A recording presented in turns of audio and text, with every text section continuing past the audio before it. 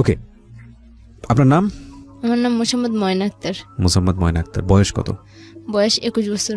21 বছর বয়স। বর্তমানে কোথায় থাকছেন? বর্তমানে আছি মিরপুর 2 নম্বরে। মিরপুর 2 নম্বরে। আর আপনার জন্ম জেলা? জন্ম জেলা বাগেরহাট। বাগেরহাটে।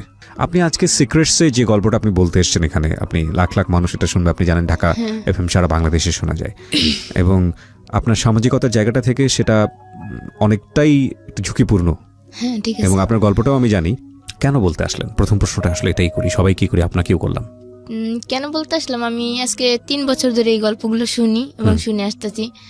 আসার পর হঠাৎ করে মানে আমারও মনে হয় যে আমারও তো জীবনে এত ঝামেলা গেছে, আমার জীবনের উপর এত কষ্ট গেছে, এত অন্যায় অত্যাচার আমার উপর যেতে হয়েছে, সেহেতু আমিও বলতে পারি সবার মতো, যেহেতু না আমার উপর যা হয়েছে, আমার সাথে যা হয়েছে, এরকম যেন আর কোনো মেয়ের সাথে না হয়। কিন্তু আমাদের সামাজিকতার জায়গাটা থেকে একটা মেয়ে কতটা বিপদগ্রস্ত হয়ে ভুল পথে পা বাড়ায়, তার চেয়ে বরং কি ভুল সে করলো সেটাই বেশি দেখা হয়।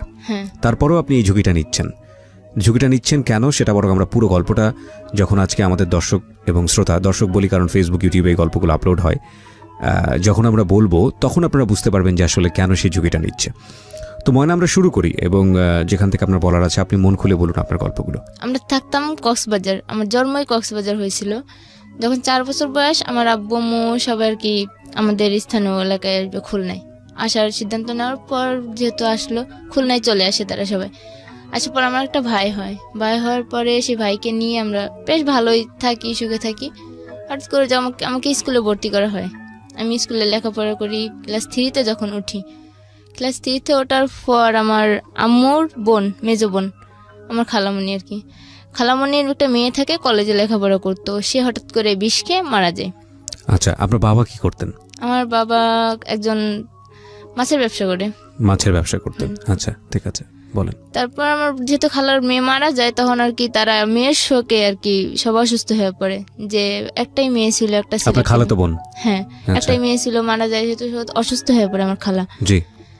তারপর থেকে মানে ওনার আর কি মানে আমার আম্মুর তো বলে যে তোর তো 3টে মেয়ে, তোর একটা মেয়ে আমাদের কাছে এখন দিয়ে দে, ওকে আমরা বড় করি, লেখাপড়া করাই, তারপর যদি কখনো মনে করিস যে তোর মেয়ে তোর কাছে ফিরে যাবে। তারপর আমার আম্মু অনেক কান্নাকাটি করে যে না, আমার 3টে মেয়ে, 3টেই তো সমানই মেয়ে, একটা থাকলেও যে কষ্ট আর 2টা থাকলেও সেই কষ্ট, আর একটা হারালেও যে বেদনা, 2টা হারালেও সেই বেদনা, তাহলে আমি কি করে দেবো? পরে আমার আম্মুটা অনেক বোঝায়, আমার ছোট খালা বড় খালা বোঝানোর পর আমার আম্মু আমাকে দিতে রাজি হয় যে না, তাহলে তোর মেঝেমাটাকেই দিয়ে দি।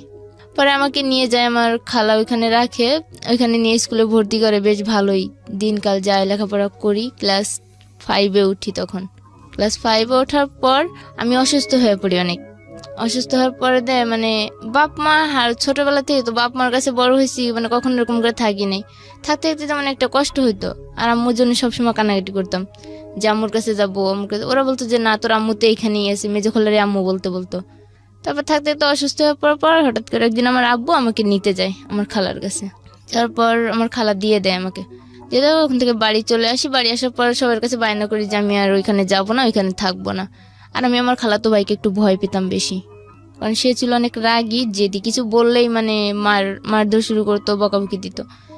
পরে আমি আব্বুর সবটা বলার পর, যদি ভুল না করে থাকি তো আপনি আসলে আপনার খালাতো বোন মারা যাওয়ার পরে ওনার বাসায় থাকতেন, যাতে করে মেয়েকে ওইভাবে সে অনুভব না করে, আপনাকে নিজের মেয়ের মতো মনে করতে পারে। নিজের মেয়ের মতো মনে করতো আমার খালা, কিন্তু আমার খালাতো ভাই কখনো আমাকে মনে করতো না, বোনের মতো মনে করতো না, সবসময় মানে অন্যর চোখে দেখতো যে খালাতো বোনই। জি।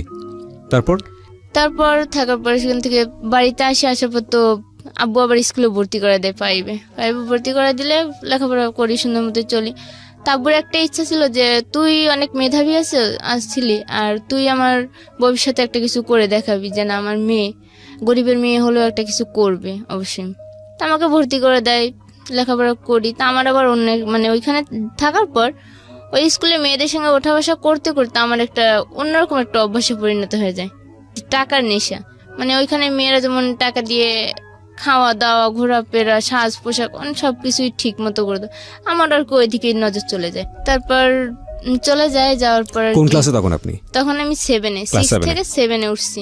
ওটার পর আব্বু আমাকে একটা স্বর্ণের নাকফুল বানাই দিছিল।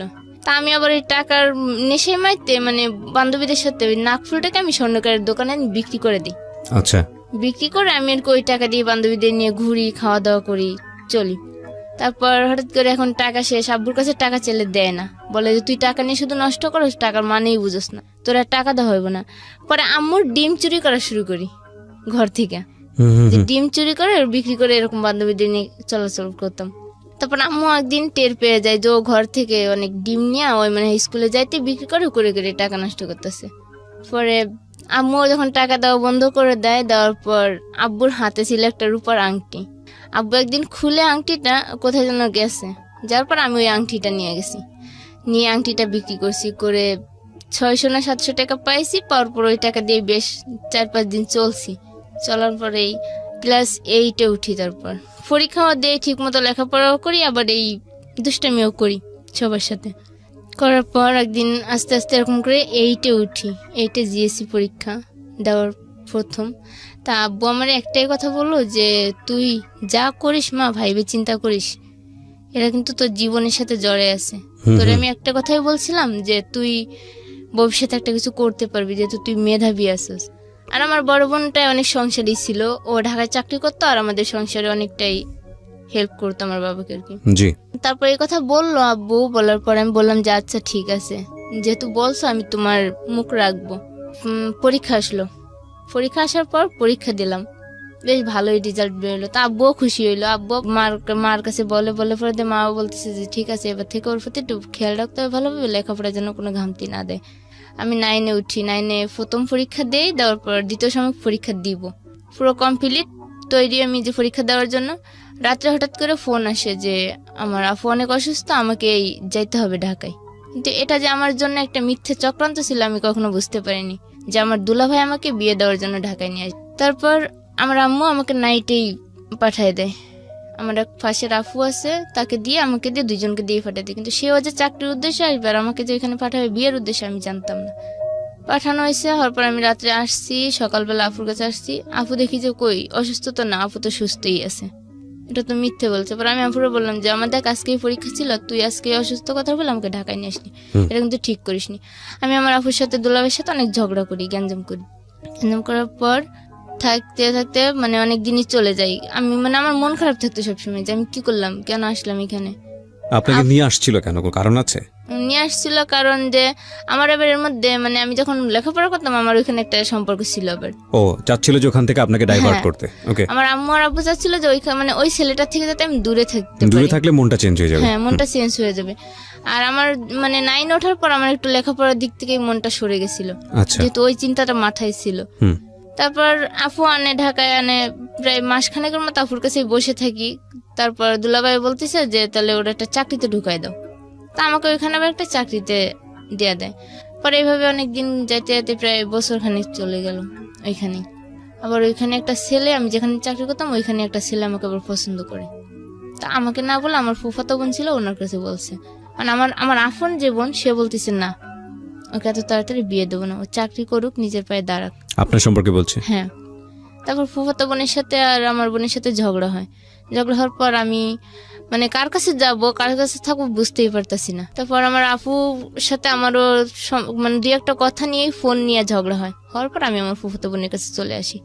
আসার পরে ফুফাতো বোন আমাকে 2-1 মাস থাকতে দিল, ভালোভাবে চললাম। চলার পর ওই সময় কি লেখাপড়া একদম অফ? পুরো অফ। ওই যে আসলাম ঢাকা আসার পর লেখাপড়া পুরো অফ। মানে এই ছেলেটার সাথে সম্পর্ক কেন্দ্র করে আপনার লেখাপড়া এক ধরনের অফ হয়ে গেল? পুরো অফ হয়ে গেল। ছেলেটার সাথে সম্পর্ক ছিল, শুধুমাত্র মেনে নিত বাবা মা হয়তো, কিন্তু মেনে নেয় না যে সে ছিল একটা রাখাল। মানে বাপ ছিল না, মা ছিল। সে ওই পরের গরু মহিষ রাখতো আর ঘের পাহারা দিত। আচ্ছা, তো এই কারণেই আপনার ছেলেটার ব্যাপারে রাজি ছিল না আপনার বাবা? না, রাজি ছিল না। তারপর ঢাকা আসার মানে আফার কাছে থাকতে থাকি 2-1 মাস থাকতে থাকতে পরে আফু বলতেছে ও তো তোকে অনেক পছন্দ করো, ও তো তোর বিয়েই করতে যাচ্ছে, এখন কি করবি বল। তাই আমি বলছি তুমি যা ভালো বুঝো তাই করো। আমি আমার ফুফাতো বোনকে বলি। বলার পর সে ওইখানেই 2009 সালে মে মাসের 27 তারিখে ওর সাথে আমার বিয়ে হয়, সেই ছেলেটার সাথে।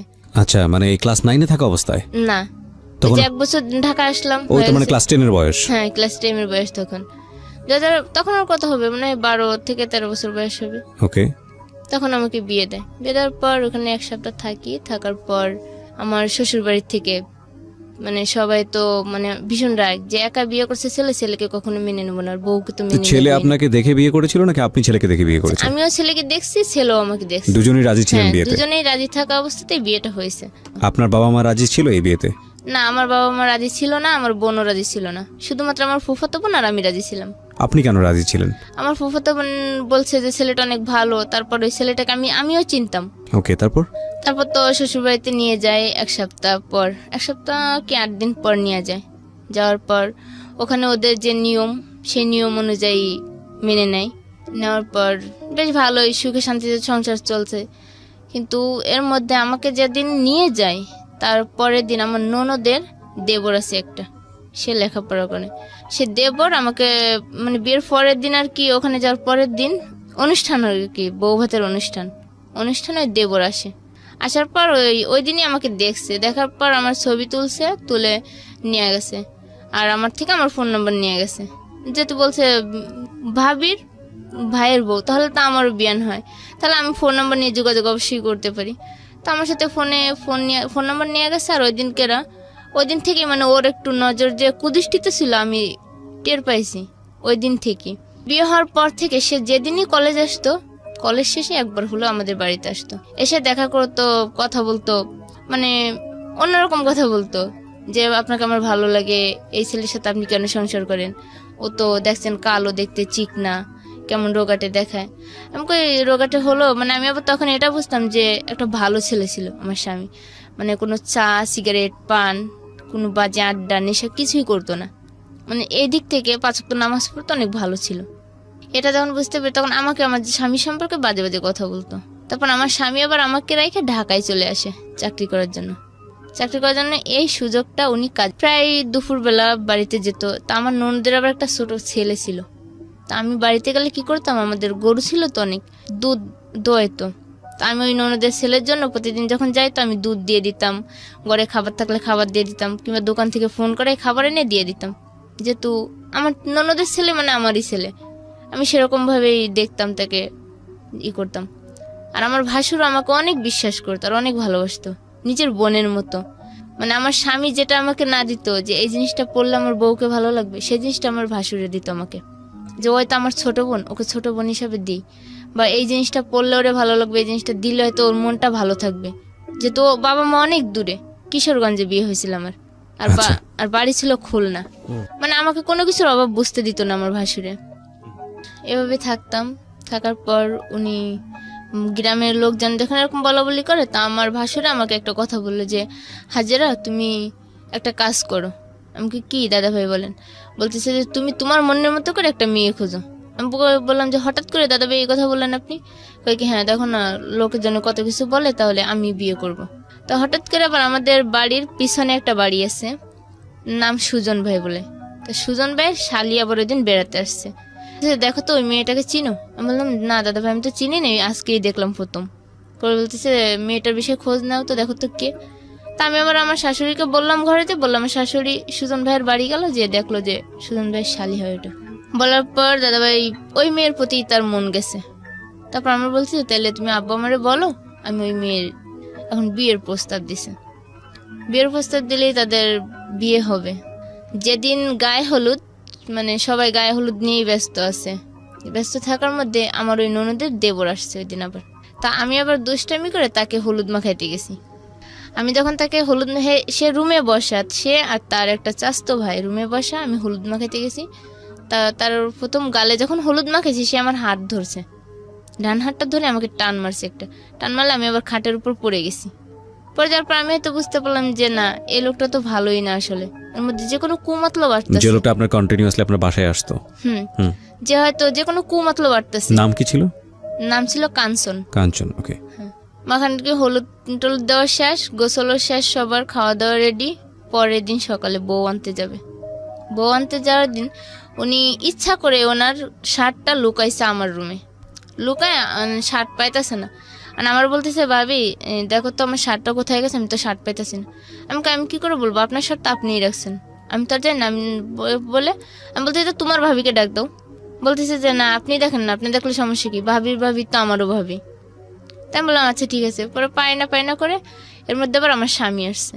আসার পর উনি বলতেছে যে ইয়েছে আমার শার্টটা এনে দাও তো রুম থেকে। পর আমি ওনার শার্টটা আনতে যাই, দেখি আমার ওনার শার্টটা ওইখানে। কিন্তু এই শার্ট রাখার মানে ছিল যে আমার স্বামীর মনে সন্দেহ ঢুকানোর। আচ্ছা, যে এই শার্টটা যদি খুলে রেখে আসি তাহলে হয়তো রতন ভাই কিছুটা হলেও বুঝতে পারবে যে এই শার্ট এই ঘরে আসলো কি করে। তখন আমি দুটো শার্টই এক হাতে নিয়ে বেরোইছি। বেরে আমার স্বামীর শার্টটা যখন তার হাতে দিয়ে ওই শার্টটা দিতে গেছি, তখনই তার মনে একটা কেমন জানি মুখটা অন্ধকার হয়ে গেল, হাসি মুখটা। আপনার হাজবেন্ডের? হ্যাঁ, হাসি মুখটাই যেমন একটা অন্ধকার দিয়ে আসলো। তখন আমি বুঝতে পারলাম যে কি হচ্ছে, আমি তো বুঝতেছি না কেন ওই লোকটা হঠাৎ করে হাসি মুখটা অন্ধকারে নিয়ে গেল। নিয়ে যাওয়ার পর ওনাকে শার্ট দিলাম, দিলে ওনারা সবাই চলে গেল বউ আনতে। বউ নিয়ে রাত্রে ফেরে সবাই আসে। রাত্রে আসার পর রাত্রে সবাই মানে ছেলের বাড়ির তো পরদিন বউ ভাত, মানে সবাই যাদের কাজ নিয়ে ব্যস্ত। তা আমি আবার ওই দিন হঠাৎ করে গোসলখানার থেকে হাত মুখ দিয়ে আসতে গেলে মাথা ঘুরে পড়ে যায়, কলপাড়েই পড়ে যায়। পড়ে যাওয়ার পর ওই কান শোনে যে আমার সবসময় ফলো করে, কিন্তু আমি বুঝতে পারি না। পড়ে যাওয়ার পর ওই আমাকে কোলে করে ঘরে নিয়ে আসে, আয়না আমাকে আমার রুমের শুয়ে দিয়ে আমার স্বামীকে ডাক দেয়। দিলে পরে বলতেছে, দেখেন ভাবি তো এখানে কলপাড়ে পড়ে গেছিল, আমি ধরে নিয়ে আসছি।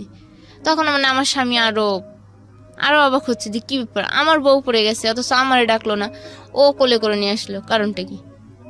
পরে ডাক্তার ডাকে আমার শ্বশুরে। ডাক্তার ডাকার পর ডাক্তার বলে যে আমি প্রেগনেন্ট। এখন সবাই খুশি, যে একটা খুশির মধ্যে আরেকটা খুশির সংবাদ, মানে সবাই অনেক খুশি হয়েছে। তারপর সেদিনের পর থেকে আমাকে আর কেউ কোনো কাজ কাম করতে দিত না, সবাই মানে সবার চোখেই রাখতো। তারপর আমার বাবা মা বিয়ের শেষ, আমার বাবা মা চলে আসে বাড়িতে। আসার পর ওই যে দেবর, ও ওই দিন শুনছে যে আমি প্রেগনেন্ট হয়েছি, ওই দিনের থেকে ওর মন গেছে আরো নষ্ট হয়ে, যে প্রেগনেন্ট হলে তো পরবর্তীতে অন্য কিছু সমস্যা দাঁড়ায় যেতে পারে। ও কি করে, আমার যা যখন বাপের বাড়ি যায় তখন আমাদের বাড়িতে ঘন ঘন আসে, আমাকে হাত ধরে টানে, আমাকে জড়িয়ে ধরে, মানে নেগেটিভ সাইডের থেকে মানে অন্যরকম নিয়ে যেতেছে যে কি করতেছে। আমি বারবার মনে করি, দেখেন আপনি যে বুঝতেছেন সবকিছু দেখতেছেন, আমি অন্য একজনের স্ত্রী, আর এখানে আপনার ভাবি আছে, আপনার সংসারে আমার ননদ আছে, আর আপনার ননদের ভাইয়ের ঘরে আমি আছি। আমরা কিন্তু দুটো পরিবার এক, কিন্তু এমন কোনো কাজ করবেন না যাতে দুটো পরিবারের সম্পর্ক ছিন্ন হয়। কিন্তু উনি আমাকে অন্যটা বোঝাতেন, কয় কিচ্ছু হবে না, আপনার সাথে শুধু আমি এনজয় করবো বা আপনি আমার সঙ্গে এনজয় করবেন। আমি দেখেন আমার এনজয় করার মতো মানুষ আছে, আমার স্বামী যথেষ্ট আমার জন্য, আর আমিও তার জন্য যথেষ্ট। কিন্তু এরকম করে 2-4 দিন যখন বোঝায়, সে আমাকে হুমকি দেয় যে আমার স্বামীকে বললে আমাকে সরাই দেবে, ওই ফ্যামিলিতে আমাকে রাখবে না। হুমকি দেওয়ার পরে আমি আমার স্বামীকেও বলতে পারি না এই বিষয়টা, কারোর কাছে আমি শেয়ার করতে পারি না, যে কার কাছে শেয়ার করব যদি কেউ কখনো সন্দেহের তালিকায় নিয়ে যায়। কিন্তু হাজবেন্ডের সঙ্গে তো আপনার শেয়ার করা উচিত ছিল, কিন্তু আমি তখন শেয়ার করিনি। ওকে, কিন্তু শেয়ার না করাটাই ছিল আমার জীবনে হয়তো ওই ভুল প্রথম। বাচ্চা হয়েছে রোজাতে বাচ্চা হওয়ার পর আমার আব্বু আম্মু সবাই গেছে আমাকে দেখতে।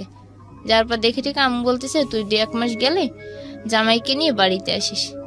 তাই আমি বললাম যে আমি কি করে যাব, প্রথমবার যাব বাড়িতে, তুমি কাউকে না কাউকে পাঠাও, আমি তারপর যাব। তা আমার একটা খালাতো ভাই ছিল, হাফিজুল নাম, সেই খালাতো ভাই, আমার বাবা আর আমার ভাই যায় আমাকে আনতে। যার পর মেয়েকে নিয়ে আমরা বাড়িতে আসি, তখন মেয়ের বয়স 2 মাস হয়তো। মেয়ে নিয়ে আমার বাড়িতে আসি, আসার পর বেশ কিছুদিন থাকার পর আবার কিশোরগঞ্জে চলে যাই। অনেক দিনই কেটে যায়, তখন আর কি আমার স্বামীর সাথে আমার একটু মন কলাকালি, মানে আমার স্বামী ওই যে সন্দেহগুলো তার মনের মধ্যে বাইরে রয়েছে, যে আর যে কাঞ্চন বাড়িতে কখনোই আসতো না, সেই কাঞ্চন কেন বাড়িতে প্রতিদিন আসে। সে আমাকে 2-1 দিন কথাগুলো জিজ্ঞেস করেছে যে কাঞ্চন ভাই বারবার আসে কেন, বলতে পারো? আমি বলি যে না, হয়তো আত্মীয় সম্পর্ক বাড়ছে, আগে তো হয়তো বাড়িতে মানুষ ছিল না, গল্প করার মতো কেউ ছিল না, এখন হয়তো আসে, আমি আছি, আমার বড় ভাবি আছে, তাই সে আসে। দেবর একদিন আমাদের বাড়িতে আসে, আমার যাও রুমে শোয়া, আমি আমার রুমে শোয়া। দেবর মানে কি? কাঞ্চন? হ্যাঁ, কাঞ্চন বাড়িতে আসে। আসার পর হট করে রাত্রে থাকবে বলতেছে, যে আজকে রাত্রে আর বাড়ি যাবে না, কলেজ শেষ করে বাড়ি যাবে না। আপনার কেমন দেবর হতো উনি? আমার দেবর না, আমার ননদের দেবর। আপনার ননদের দেবর হতো? হ্যাঁ। আচ্ছা, আমার সম্পর্কে বিয়ে আর কি। ওকে। তা সে বলতেছে কি, ভাবি আজকে আমি বাড়ি যাব না, আমি আজকে আপনাদের এখানে থাকবো। তা আমার শাশুড়ি আবার ওই দিন আমার মামা শ্বশুর বাড়ি গেছে, আর আমি যেহেতু প্রথম ওই সংসারে গেছি, সেহেতু আমার উপরে সংসারের দায়িত্ব ছিল বেশি, আমার বড় জাত থেকেও। তারপর আমার ভাবিরে বললাম যে ভাবি কাঞ্চন ভাই তো আজকে বাড়িতে যাবে না, এখানেই থাকবে বলতেছে, কি করব? পরে বলছে যে তুমি যেটা ভালো বুঝো সেটা করো। পরে আমি বললাম যে আচ্ছা ঠিক আছে, তাহলে আমি যেটা ভালো বুঝি সেটা, তাহলে থাকুক। মেহমান তো আর বলা যায় না যে চলে যান, থাকতে দেওয়া যাবে না। আর যেহেতু ননদ আছে সেই সংসারে, তাহলে তারও রাখতেই হয়। রাখি, থাকার পর ওই রাত্রে উনি কি করে আমাকে বলে, ভাবি মশারিটা টাঙিয়ে দিয়ে যান। আমি শুয়ে পড়ছি, শীতকাল তখন। তা আমি ওনার রুমে গিয়ে মশারি টাঙাতে গেছি। মশারি টাঙাতে যাওয়ার পর উনি আমাকে হাত ধরে টান দিয়ে উপরে নিয়ে গেছে। ওনার তখনই আমি ধাক্কা মেরে উঠে আসছি। আসার পর দ্বিতীয়বার আমাকে হাত ধরে টান দিয়ে খাটের উপর বসে আর কি বলতেছি যে কাঞ্চন ভাই ছাড়েন, এটা কিন্তু ঠিক না। আপনি যেটা করতেছেন এটা কিন্তু আপনার আবেগ দিয়ে করতেছেন, কিন্তু পরবর্তীতে এটা কোন পর্যায়ে যাবে কেউ জানতে পারলে, শুনতে পারলে, জানেন আপনি তখন কি হবে? বলতেছি পরেরটা পরে হবে। তারপর নেওয়ার পর আর কি চলে গেছে। ওই দিন শেষ, সকালবেলা উনি নাস্তা করে চলে গেছে। যাওয়ার পর ওই দিন থেকে আমার মনে মনে একটা ভয় জাগলো যে উনি যেহেতু এতটা সিনকেট করতেছে আমার সাথে, তখন তার আমার এই সংসারে থাকাই হবে না। আর মেয়ের বয়স তখন। এখানে আমি আপনাকে একটা প্রশ্ন করতে চাই। আপনি খুব ভালোভাবে আগে থেকে বুঝতেছিলেন যে ওনার আচরণ স্বাভাবিক না, তারপর আপনি রাতের বেলা ওনার মশারি টানাতে কেন যাচ্ছিলেন? যে বলছে যে ভাবি মশারিটা টানাই দিয়ে দেন, আমি লেপ গায়ে দিয়ে শুয়ে পড়ছি।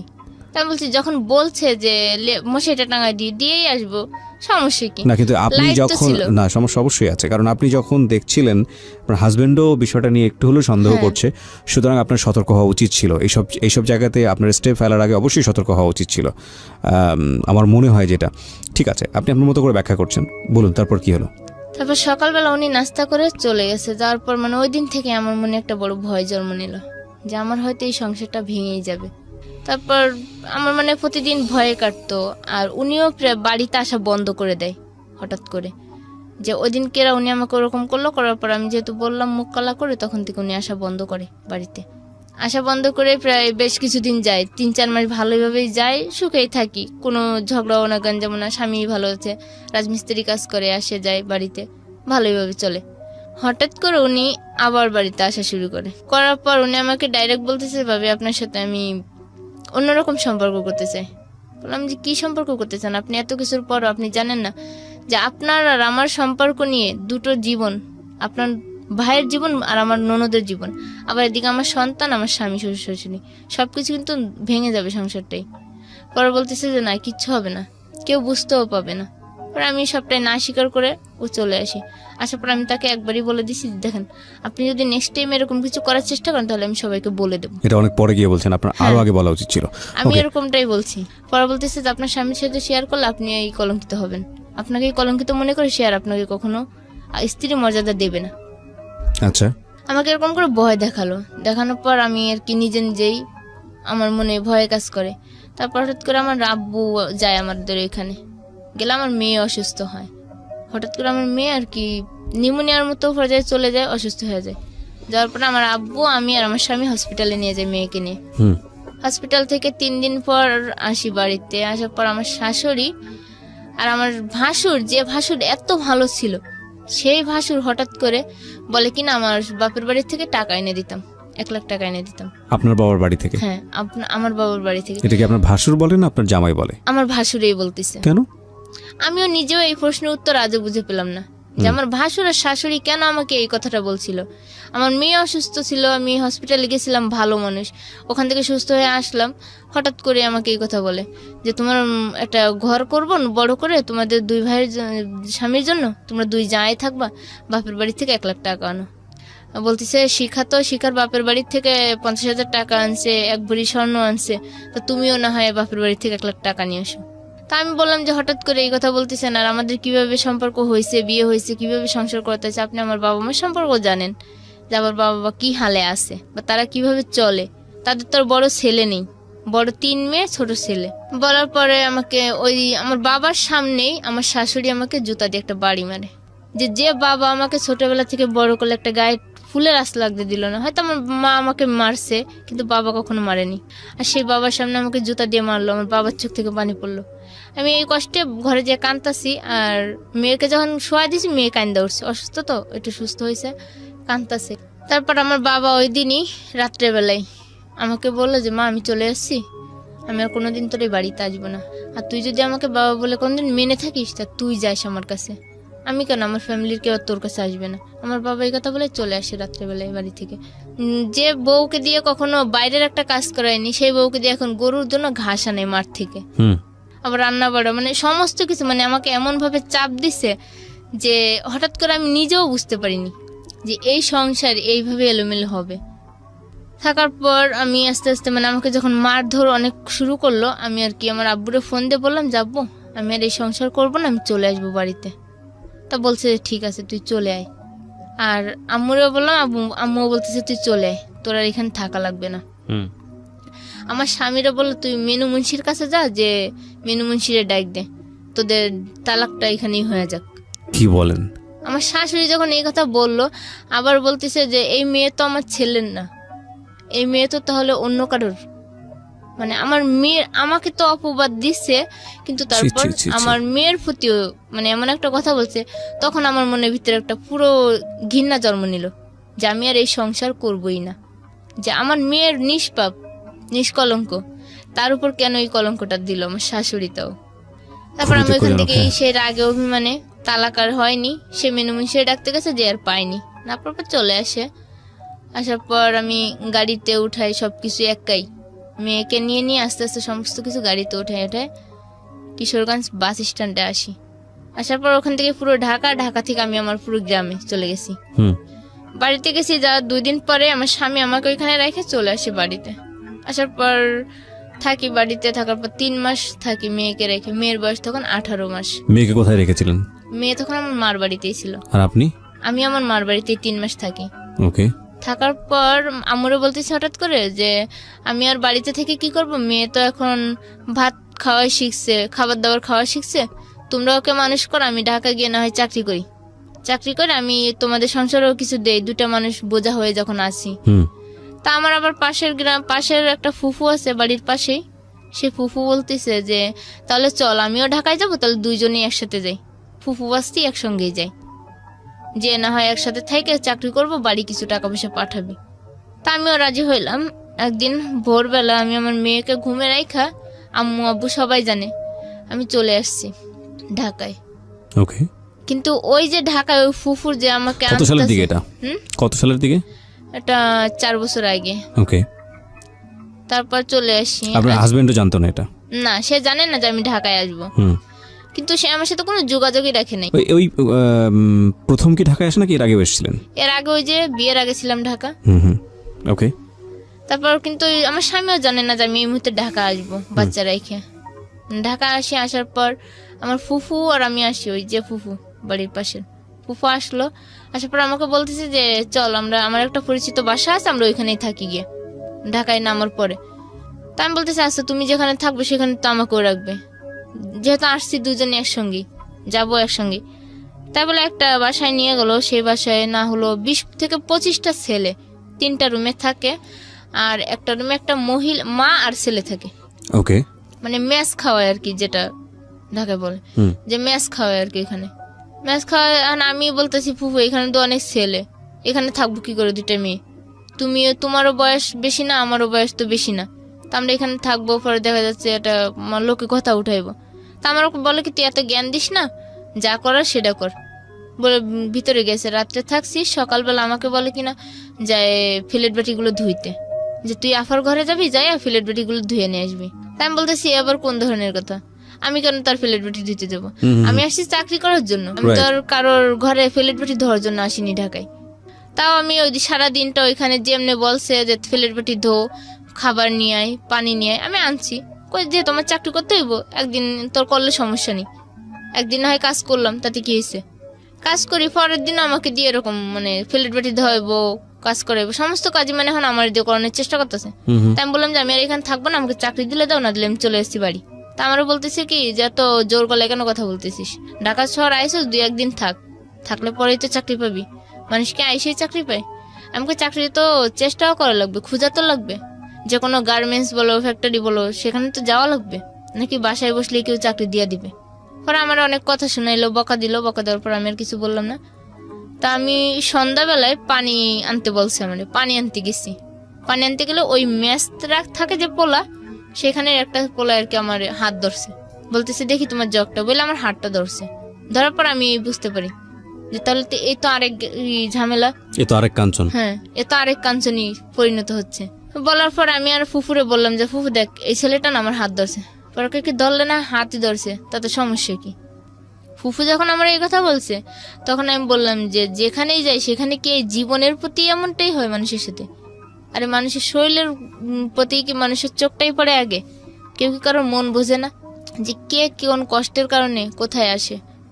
তা ফুফু বলার পর আমি রাতটা থাকি। পরদিন সকালে আমি আমার বাড়িতে ফোন করে আমি আমার বাপ মারে সবটা জানাই যে ফুফু আমার চাকরি দেওয়ার কথা বলে আনছে, কিন্তু চাকরি দিচ্ছে না, এরকম করাচ্ছে আমার দিয়ে। পরে আমার আম্মু বলতেছে তাহলে একটা কাজ কর, তোর যে ফুফাতো বোন তো তোর বিয়ে দিছিল, তা তুই সেই ফুফাতো বোনের কাছেই যা। আমি গেছিলাম নারায়ণগঞ্জ ভুলাইলে, আর এখন আমার বলতেছে পোস্ত খুলে আসতে আমার আব্বু, যে তোর ফুফাতো বোন আছে যখন তার কাছে যা, সে হয়তো চাকরি দিতে পারবে, এখানে সে থাইকে এরকমটা না কইরা। পর আমার নাম্বার দিল, ঠিকানা দিল, আমি সেই ঠিকানা মতো আমার ফুফাতো বোনের কাছে আসি। ফুফাতো বোনের কাছে রাতটা থাকি, দিনটা থাকি। পরদিন দেখি যে আমার ফুফাতো বোনও ওই অবস্থার মানুষ, তার রুমেও ছেলেরাও আসা যাওয়া করে। ওকে ওকে, ছেলেরা আসা যাওয়া করতেছে, ফুফাতো বোনের গায়ে ওড়না থাকে না, ঠিক মতো জামার কোনো ইয়া থাকে না, মানে মানে অন্যরকম ভাবে সে আমার এগুলো দেখা আরো 3টা ছেলে, তার একটা ছেলে বিয়ের উপযুক্ত, 2টো ছেলে অনেক মানে 10-12 বছর করে বয়স এক একটার। তারপর তার স্বামী আছে, স্বামী থাকা সত্ত্বেও সে অন্য পরপুরুষের সাথে বাজে আড্ডা, বাজে কথাবার্তা বলতেছে। আমি রাত থাকি, দিন থেকে এরকম করে ফিরে 1 সপ্তাহ চলে যায়। আমাকে একটা চাকরিও ধরায় দেয়। আবার চাকরি করি আমি দিনের বেলা, বিকাল বেলা আমি নাইট শিফটে কাজ করি, তা আমি দিনের বেলা আমি ঘুমাই রয়েছি। আফার রুমে একটা পুরুষ লোক আসলো, দেখলাম। আসার পর আমি একটু মানে আওয়াজ পাইছি যে একটা পুরুষ আসছে, কেউ নাই রুমে, আমি একা শুয়া আর আমার একটা ভাইগনা বসা। পুরুষ লোকটা দেখার পর আমি বললাম যে হয়তো যে কোনো কারণে আসছে, আফারে খুঁজতে আসছে। তা আমি আবার বললাম যে সবুজ দরজার পর্দাটা ফেলে দেবো বাবা। তো আবার পর্দাটা ফেলার পরে আমি শুয়ে রয়েছি। ওই লোকটা পিছন থেকে আইসেই আমার গালে একটা দিছে। তখন তো আমার মানে অন্যরকম দেওয়ার পর আমি বলতেছি যে কিরে সবুজ, এটা কে করলো? পরে কি রফিকুল কাকাই করছে। আমি কই তুই দেখোস না যে লোকটা ঘরে আসছে, তুই তার দিবি না? আর এরকম করে আমার গালে টাচ করলো, তুই তো কিছুই কইলি না। কয় কি কব আন্টি, আম্মু তো এরকমের, তাই আর কি মনে করছে তুমিও বুঝি এরকম। তাহলে আমি বলছি তোর আম্মু এরকম তুই জানিস, জানা সত্ত্বেও তুই তোর মারে প্রশ্রয় দিস কেন? তো ও বলতেছে যে কি করব, মায়ের কাছে থাকতে গেলে তো মায়ের সব কথাই শোনা লাগে, চলা লাগে, যেহেতু মায়ের উপরে খাইতাছি চলতাছি। পরে আমি আর কিছু বললাম না। ওইখানে বাড়িওয়ালা যে, সে বাড়িওয়ালারে বললাম আঙ্কেল দেখেন আমার বোন তো এরকমের, এই সিস্টেমে থাকে, সে চলে, তাহলে আমি ওনার কাছে থাকবো না, আমি আপনার কাছে থাকবো, 1 সপ্তাহ থেকে চাকরি করে যে কয় টাকা হয় পেয়ে আমি বাড়ি চলে যাবো। ওকে, তুমি বলতেছে আচ্ছা ঠিক আছে। তো আমার আপার সাথে আবার এই বাড়িওয়ালা ঝগড়া করে এই বিষয়টা নিয়ে, যে নিজের মামা তো বোন রে আইনে কেন এরকম ব্যবহারটা করাইতেছো, আর কেন তার সাথেই এরকম ব্যবহার করতেছো। বলতেছে যে দেখেন আমি তো বাসায় ছিলাম না, ওর সাথে যা হয়েছে আমি তো দেখিও নাই, তাহলে আমি কি করে বলবো। তারপর বাড়িওয়ালার সাথে যখন ঝগড়া হয় আমার আপুর সাথে, ঝগড়া হওয়ার পরে বাড়িওয়ালা বলতেছে যে তোর কাছে আর মেয়ে রাখবো না, মেয়ে আমার কাছেই থাকবে, আমার কাছে থেকে চাকরি করবে, আর মেয়ের যত একটা বাচ্চা আছে বাচ্চা দেখাশোনা করবো আমরাই, বাড়িতে যত টাকা লাগে আমরাই দিব। তা বাড়িওয়ালা যখন এই কথাটা আমাকে বলে আমার একটু বিশ্বাস আছে যে না এই লোকটা হয়তো ভালো হবে। আর আমার আফু একটা কথাই বললো যে যাচ্ছি যখন যা আমার কাছ থেকে সাইডে, কিন্তু আমার এখানে যতটা যা দেখছো তার থেকে কিন্তু দ্বিগুণ পাবি ওইখানে। তা আমি আর অতটা কিছু মনে করিনি, যে হয়তো আফু আমার রাখার জন্য রাগ করে হয়তো এই কথা বলছে, ওনার কাছে রাখার জন্য আমাকে রাগ করে হয়তো এই কথাটা বলতেছে। তারপর আমি বললাম যে আচ্ছা ঠিক আছে, তোমার কয় টাকা আসছে কয়দিন আমাকে বলো, আমি দিয়া দিচ্ছি। তা আফু বলতেছে আমার 1000 টাকা হয়েছে এই 6-7 দিনে। তাই আমি বললাম যে ঠিক আছে আমি তোমার 1000 টাকা এখনই দিয়ে দিচ্ছি। তাই বলে আমি ব্যাগ থেকে 1000 টাকা বের করে আমার আফুরে দিয়ে দিছি। দিয়ে আমি ওই বাড়িওয়ালার বাসায় উঠলাম। এটা বাড়িওয়ালার বাসায় থাকে, দেখি বাড়িওয়ালার বউ মেসে ছেলেদেরকে খাওয়ায়। অনেক ছেলেরা আসে যায়, খায়, ভাত নেয়। আর ওই বাড়িওয়ালার একটা ছেলে ছিল জাহিদ নাম করে। জাহিদ আবার আমার আফু করে ডাকতো, অনেক ভালো ছিল ছেলেটা। তা আমার একটা কথা বলছে যে আফু তুমি যে এখানে আসছো তোমাকে কিন্তু আব্বু চাকরিতে পাঠাইবে না, আব্বু কিন্তু আমাদের ঘরের কাজ করাবে, তুমি কিন্তু সাবধান থেকো।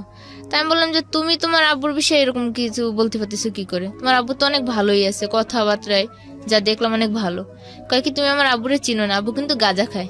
আর আব্বু গাঁজা খাওয়ার এই মাথার ঠিক না থাকলে তো কখন যে কি করে বসে তার কিন্তু ঠিক নেই। ওকে, আমার আম্মুর উপর কিন্তু অনেক অত্যাচার করে, আবার আম্মুদের দিয়ে টাকা ইনকাম করায়, এই যে ম্যাচ খাওয়ায়, আর এই টাকা নিয়ে আব্বু গাঁজা খায়। তা আমি বললাম যে আমার জীবনটা কি এতই মানে অচল হয়ে যাচ্ছে আর দিন দিন, আর মানে একটা থেকে আরেকটা, আরেকটা থেকে আরেকটা, আর একটা ঝামেলা শেষ না করতে আরেকটা ঝামেলা আমার উপর এসে পড়তেছে। যে আমি কি এমন পাপ করছিলাম জীবনে যে আমার জীবনে এত বাধা আসতেছে আর এত বাধা পার হতে হচ্ছে আমারে। পরে বলতেছে যাচ্ছে যাই করে থাকো। ওই কই ছেলেটা চলে গেছে ওর রুমে যে লেখাপড়া করতেছে। 2-3 দিন থাকার পর আমাকে দিয়ে ওই মেসেরই কাজ করে, তরকারি কাটায়, প্লেট পাটি ধোয়াই, এই করে। আমি কই কিরা, আমি একদিন বলতেছে আঙ্কেল আমাকে চাকরিতে পাঠাইবেন না, আমার চাকরির ব্যবস্থা করবেন না? পরে বলতেছে যে এখানে কাজ করতে থাক, খাইতে থাক, তোকে মাসে আমরা 1000 করে টাকা দেবো। আর 1000 টাকা তুই বাড়িতে পাঠিস মেয়ের জন্য, আর তুই আমার সংসারে কাজ কর। তাই আমি বললাম যে না, আমি তো আপনার সংসারে কাজ করার জন্য আসিনি, আমি একটা চাকরি করব। আমি তেমন তো না যে অশিক্ষিত, আমি যতটুকু লেখাপড়া করেছি তাতে আমি একটা গার্মেন্টস হলেও খুঁজে নিতে পারবো। পরে এই কথা বলার পর বলতে যে মুখে মুখে কথা বলিস কেন, তো বোনের মুখের উপর কথা বলছে দেখে আমি নিয়ে আসছি যে না বোন হয়তো খারাপ, আমি তো দেখতেছি তুই ভালো না। আমার বলতেছে আমাকে দেখেন আমি ভালো আছি, কিন্তু ঢাকা শহরের মানুষগুলি আসলে ভালো না। মানে ওরা চায় ওদের মতো করে আমাকে চালাইতে, কিন্তু আমি তো ওদের মতো করে চলতে পারি না, তাই আর কি আমি সবার কাছে খারাপ হয়ে যাচ্ছি। তো বলতেছে যে আচ্ছা ঠিক আছে তুই যেটা ভালো মনে কর কর। পরে রাতটা থাকলাম, 2-1 দিন গেছে। যাওয়ার পরে একটা মেয়ের সাথে আমার যোগাযোগ, ওই বাসায় আসা যাওয়া করে একটা মেয়ে, সেলিনা করে নাম। মেয়েটা কালো হলেও মেয়েটা অনেক ভালো আছে আর কেমনি। তা ওই মেয়েটা আমি বলতেছি যে দেখ বোন এরকম এরকম করে ঢাকা শহরে আসলাম, আজকে প্রায় 1-2 মাস হয়ে চলে যাচ্ছে, তা আমি তো এখনো চাকরি পেলাম না, আর আমার উল্টো নিজের টাকা খরচ হইতেছে। তো বলতেছে কি একটা কাজ করে, বাড়িওয়ালা যে কয় টাকা পাবে বল আমি দিয়া দিই, তুই আমার সাথে চল, আমি একাই থাকি, রুমে একা থাকি আর আমি কাজ করে খাই। কি কাজ করে খাস তুই? কোথায়? আমি হোটেলে কাজ করি, হোটেলে তরকারি পাতি কাটি আর রান্না বান্না করি, এই বলছে আসলে। তো ওর কাছে যাই, ওখানে থাকি, চাকরি করি, করার পর একটা প্রিন্টের কাজ করি। মানে আমি যেটা বুঝতে পারছি যে নারী ছাড়া একটা মানুষ, না স্বামী সংসার, না নিজের বাবা মা, যেখানে যাকে পাচ্ছেন সেখানে তাকে জড়িয়ে ধরে একটু ভালো করে বাঁচার চেষ্টা করতেছি। কিন্তু ওই মেয়েটার ওখানে থাকলাম প্রায় মাস 2 চলে যায়। যাওয়ার পর ওই মেয়েটার ওখানে থাকতে থাকতে হঠাৎ করে আমার টাকার প্রয়োজন হয়। রুম ভাড়া যে কয় টাকা ইনকাম করছি রুম ভাড়া খাওয়া করে দিয়ে শেষ। এখন আমার বাড়িতে টাকা পাঠানো লাগবে 1000, আর আমি টাকাই পাচ্ছি না, যে কোথায় পাবো টাকা? কত টাকা? 1000 টাকা বাড়িতে দেওয়া লাগবে। আচ্ছা। কিন্তু এখন আমি কারোর কাছে 1000 টাকা পাচ্ছি না। আর আমি যে আগে যখন বিয়ের আগে ঢাকা থাইকে গেছি, ঢাকায় যে বিয়ে হয়েছিল, যে বাসায় থেকে যে বাড়িওয়ালা লিটন ছিল নাম, সেই লিটন ভাইয়ের সাথে আমার হঠাৎ করে ওইখানেই দেখা।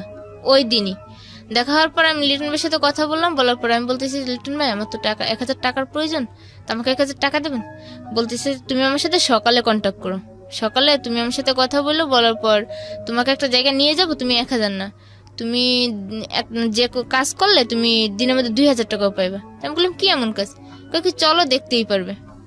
আমি বললাম আচ্ছা ঠিক আছে, আমি তাহলে সকাল আপনার সাথে যাবো, আমি অফিসে যাচ্ছি না। এই 1000 টাকা কি জন্য লাগতো বাড়িতে?